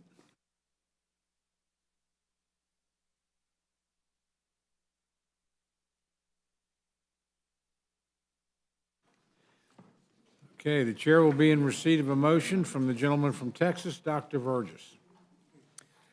Thank you, Mr. Chairman. I move the committee grant H.J. Res. 7 relating to a national emergency declared by the President on March 13, 2020, a closed rule. The rule provides 1 hour of general debate, equally divided and controlled by the chair and ranking minority member of the Committee on Transportation and Infrastructure or their designees. The rule waives all points of order against consideration of the joint resolution. The rule waives all points of order against provisions in the joint resolution. The rule provides one motion to recommit. The rule further provides for consideration of H.R. 139, the Show Up Act, under a closed rule. The rule provides 1 hour of general debate, equally divided and controlled by the chair and ranking minority member of the Committee on Oversight and Accountability or their designees. The rule waives all points of order against consideration of the bill. The rule waives all points of order against provisions in the bill. This rule provides one motion to recommit. The rule further provides for the consideration of H.R. 382, the Pandemic is Over Act, under a closed rule. This rule provides 1 hour of general debate equally divided and controlled by the chair and ranking minority member of the Committee on Energy and Commerce or their designees. The rule waives all points of order against consideration of the bill. The rule waives all points of order against the provisions of the bill. The rule provides one motion to recommit. The rule further provides for consideration of H.R. 497, the Freedom for Healthcare Workers Act, under a closed rule. The rule provides 1 hour of general debate, equally divided and controlled by the chair and ranking minority member of the Committee on Energy and Commerce or their designees. The rule waives all points of order against consideration of the bill. The rule waives all points of order against provisions in the bill. Finally, the rule provides one motion to recommit. Thank you very much. You've now heard the motion. Is there any discussion or amendment to the rule? Yeah, Mr. Chairman. Gentleman's recognized. Yeah, again, I want to congratulate you on becoming chair of this committee, and I want to give credit where credit is due. I appreciated the modified open rule on the bill we just did. Even though it's a 3-page bill that's going nowhere in the Senate, I still appreciate the fact that people were able to offer amendments. But there were 11 other bills that came up under completely closed rules, and we have 1, 2, 3, 4 more bills under a completely closed rule. I know there were amendments that people offered to these bills. You know, none of these bills had hearings. Obviously, had no markups. But I'm just, I get a little bit of a whiplash. I think I need a neck brace because I'm trying to reconcile what some of my colleagues said that they were committed to, what Speaker McCarthy said he was committed to. I quote, more openness, more opportunity for ideas to win at the end of the day, end quote. And I don't think that anybody by any fair objective can say that these 4 closed rules represent openness. And I would say the last time my Republican friends were in charge of Congress, you had more closed rules than any other Congress in history. And I think we're on our way to that. I hope I'm wrong on that. In the press today, our colleague, Mr. Roy, said he was here to ask if bills were going to be considered under the, quote, right rules. Maybe Mr. Roy thinks 4 closed rules are the right rules, but that's what we're doing here. Mr. Massey, you've said that you joined this committee to be our conscience. So I'll ask you, I mean, do you think it's okay that all but 1 rule this year has been completely closed? None of the legislation we're advancing here tonight is an emergency that has to be done today. We could have a hearing on these and a markup, or we could allow some of the amendments. May I respond? Well, I will. I mean, the question is, I mean, the people who offered amendments, I mean, do you think it's appropriate that they be locked out of being able to offer them tonight? And by the way, some Republicans offered amendments. To your first question of whether it was appropriate that we've only had 1 bill under open rules That was in an the first 2 weeks, I would say that that's the first open rule I've seen in 4 years. Let me correct you. It's not an open rule. It was a modified open rule, and there's a difference. Okay. Okay, so your question was, did I think it's appropriate? We've only had 1 modified open rule in the first 2 weeks of Congress. So my answer to that is, that's 1 more than I've seen in 4 years. My question was, do you think it's appropriate to have 15 closed rules, you know, in the couple of weeks we've been in session? And obviously you do. You're part of the team. I get it. I watched about 40-plus Democrat amendments last week. That's more modified open rule amendments than we had in 4 years. So I think you met kind of your quota there. I get it. I mean, you're part of the team, but then again, when my Republicans, those who were here in the last time, Republicans were in charge, you voted for the most closed rules in history and never had a problem with that. Well, let me be specific. To your point, without being facetious or The gentleman satirical. will suspend from one. If you're going to, the gentleman controls the time here, so I'll let him yield back. I'll yield him the time to, because. I knew you would. I know. But I just want appreciate to that. keep the format. I don't run this place, and I don't think Chairman Cole actually does either. We elected a speaker. He's going to determine a lot of things. And we weren't, you know, you said I've voiced that I was going to be the conscience. Okay. We weren't guaranteed an open rule. We didn't ask for open rule on everything. We weren't promised an open rule on everything. We asked for open rules on modified open rules on a few bills. And frankly, the one on the pandemic preparedness, we were, on the petroleum reserves, that wasn't something we were promised. Like, I'm frankly surprised we got an open rule on that. That was more than we asked for. Well, I reclaim my time. I'm not even asking for an open rule or a modified open rule or a semi-modified open rule. I'm just simply saying that there are members who offered amendments, Democratic and Republican members, who apparently everybody seems okay with blocking. And that's the only point I'm making, and I'm a little bit surprised. But having said that, I have a couple of amendments, Mr. Chairman, I'd like to offer. I have an amendment to the rule. I move the committee make an order Amendment 8 to H.R. 139, offered by Representative Fitzpatrick, which would strike Section 2 of the bill. First, I'd like to note that this is a Republican amendment. Section 2 requires agencies to revert back to 2019 telework policies, practices, and levels. We shouldn't be letting our agencies back to square one and ignore the lessons learned over the past 3 years, and I appreciate consideration of Mr. Fitzpatrick's amendment. Any debate or discussion? In case, we'll proceed to vote. All in favor of the gentleman's amendment, say aye. Aye. All opposed? No. Opinion of the chair, the nays I have ask it. for a roll call, Mr. Chairman. Roll call's been requested. Mr. Burgess. Mr. Burgess, no. Mr. Reschenthaler. Mr. Reschenthaler, no. Mrs. Fishbach. Mrs. Fishbach, no. Mr. Massey. No. Mr. Massey, no. Mr. Norman. Mr. Norman, no. Mr. Roy. Mr. Roy, no. Mrs. Houchin. Mrs. Houchin, no. Mr. Langworthy. No. Mr. Langworthy, no. Mr. McGovern. Aye. Mr. McGovern, aye. Ms. Scanlon. Aye. Ms. Scanlon, aye. Mr. Neguse. Ms. Ledger Fernandez. Aye. Ms. Ledger Fernandez, aye. Mr. Chairman. No. Clerk will report the total. 3 yeas, 9 nays. Amendment's not agreed to. Mr. Chairman, I have another amendment to the rule. I move the committee make an order Amendment Number 3 to H.R. 139, offered by Representative Spanberger, which would require an analysis of how much an agency's telework policy has saved the taxpayer and improved recruitment and retention efforts. Is there any debate or discussion? I feel like the amendment's somewhat redundant.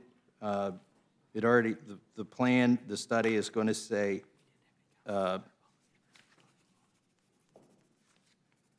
study the impacts, and I think the impacts include benefits as well as anything that was negative.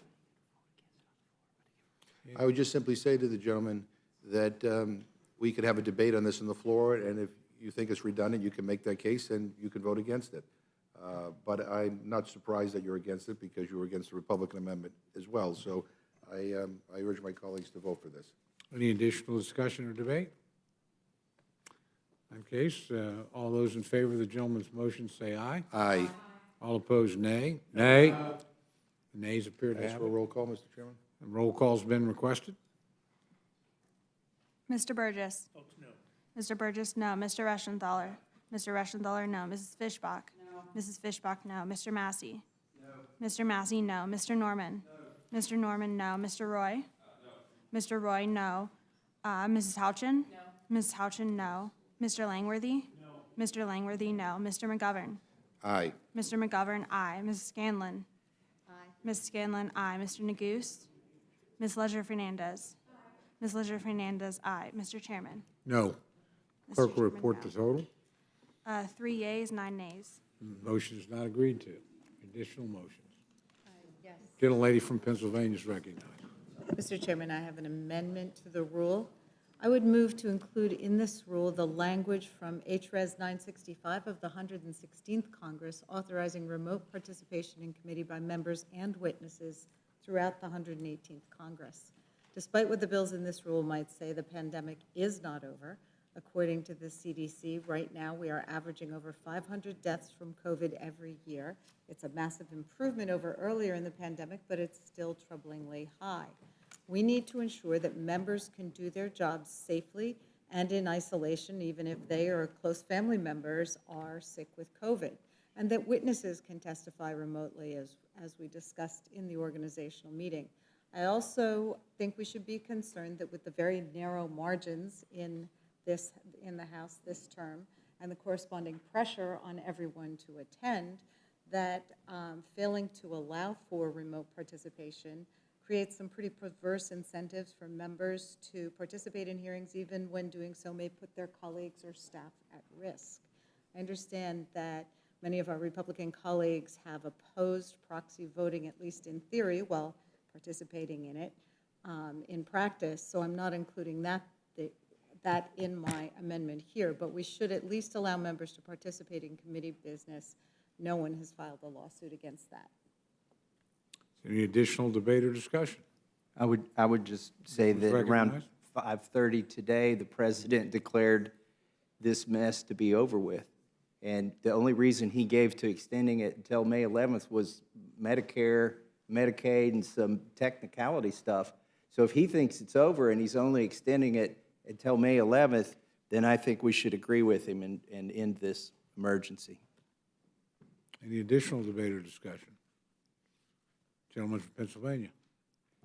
Thank you, Mr. Chairman. I just want to put this in perspective. So from the CDC, flu deaths, you have between 12,000 and 52,000 on average, just to put it in perspective. I yield back. Any additional, gentleman's Yeah, recommendation? thank you. I would just say to my colleagues, again, all we're asking for is that this amendment be allowed to come to the floor so we can debate it and you can vote against it. And those who want to vote for it can. I yield back. Thank you very much. Just for the record, 56% of the rules in the last Congress were closed and 55% in the year before that. And as my friend Mr. Reschenthaler mentioned, we are in the early days of the Congress. And people say committees are constituted. Frankly, they haven't all been constituted yet. We're still waiting for a few, not the committees of jurisdiction here, to be fair. But to be honest, right now, over 90% of the rules have been closed. We would, We'll see how. we'll see how we do by the end of the year, but I'm pretty We don't proud want to you have to had beat the your own first record, that's modified all. open. No, it's all right. That's fair enough, but we'll also see how many amendments are made in order versus what was done over the last couple of Congresses as well. So I think we'll have an interesting set of talking points by the end of the year. It's early days right now. But to the gentleman's point, is there any other debate or discussion? Mr. Chairman. Certainly, the gentlelady from Chairman, New I Mexico. have No, we have to vote on that. Not yet. Okay, that's okay. Any debate or discussion? All in favor of the gentlelady's amendment, say aye. Aye. All opposed? No. The nays appear to have it. I'd request a recorded vote. Recorded vote has been requested. Mr. Burgess. Mr. Burgess, no. Mr. Reschenthaler. Mr. Reschenthaler, no. Mrs. Fishbach. Mrs. Fishbach, no. Mr. Massey. Mr. Massey, no. Mr. Norman. Mr. Norman, no. Mr. Roy. Mr. Roy, no. Mrs. Houchin. Mrs. Houchin, no. Mr. Langworthy. Mr. Langworthy, no. Mr. McGovern. Aye. Mr. McGovern, aye. Mrs. Scanlon. Aye. Ms. Scanlon, aye. Mr. Neguse. Ms. Leisure Fernandez. Aye. Ms. Leisure Fernandez, aye. Mr. Chairman. No. Mr. Chairman, no. The clerk will record. 3 yeas, 9 nays. Okay, the amendment is not agreed to. Gentlelady from New Mexico is recognized. Mr. Chairman, I have an amendment to the rule. I move the committee make an order amendments number 3, 4, 5, and 6 to H.R. 497 offered by Ranking Member Pallone. The amendments would ensure that the bill will not take effect if it would endanger people's health or increase the spread of COVID-19. Any debate or discussion? Seeing none, the vote's on the gentlelady's amendment. All in favor, say aye. Aye. All opposed, no? No. Amendment has failed. Recorded vote has been requested. Mr. Burgess. Votes no. Mr. Burgess, no. Mr. Reschenthaler. Mr. Reschenthaler, no. Mrs. Fishbach. Mrs. Fishbach, no. Mr. Massey. Mr. Massey, no. Mr. Norman. Mr. Norman, no. Mr. Roy. Mr. Roy, no. Mrs. Houchin. Mrs. Houchin, no. Mr. Langworthy. Mr. Langworthy, no. Mr. McGovern. Mr. McGovern, aye. Ms. Scanlon. Ms. Scanlon, aye. Mr. Neguse. Ms. Leisure Fernandez. Ms. Leisure Fernandez, aye. Mr. Chairman. No. Mr. Chairman, no. Clerk will report the total.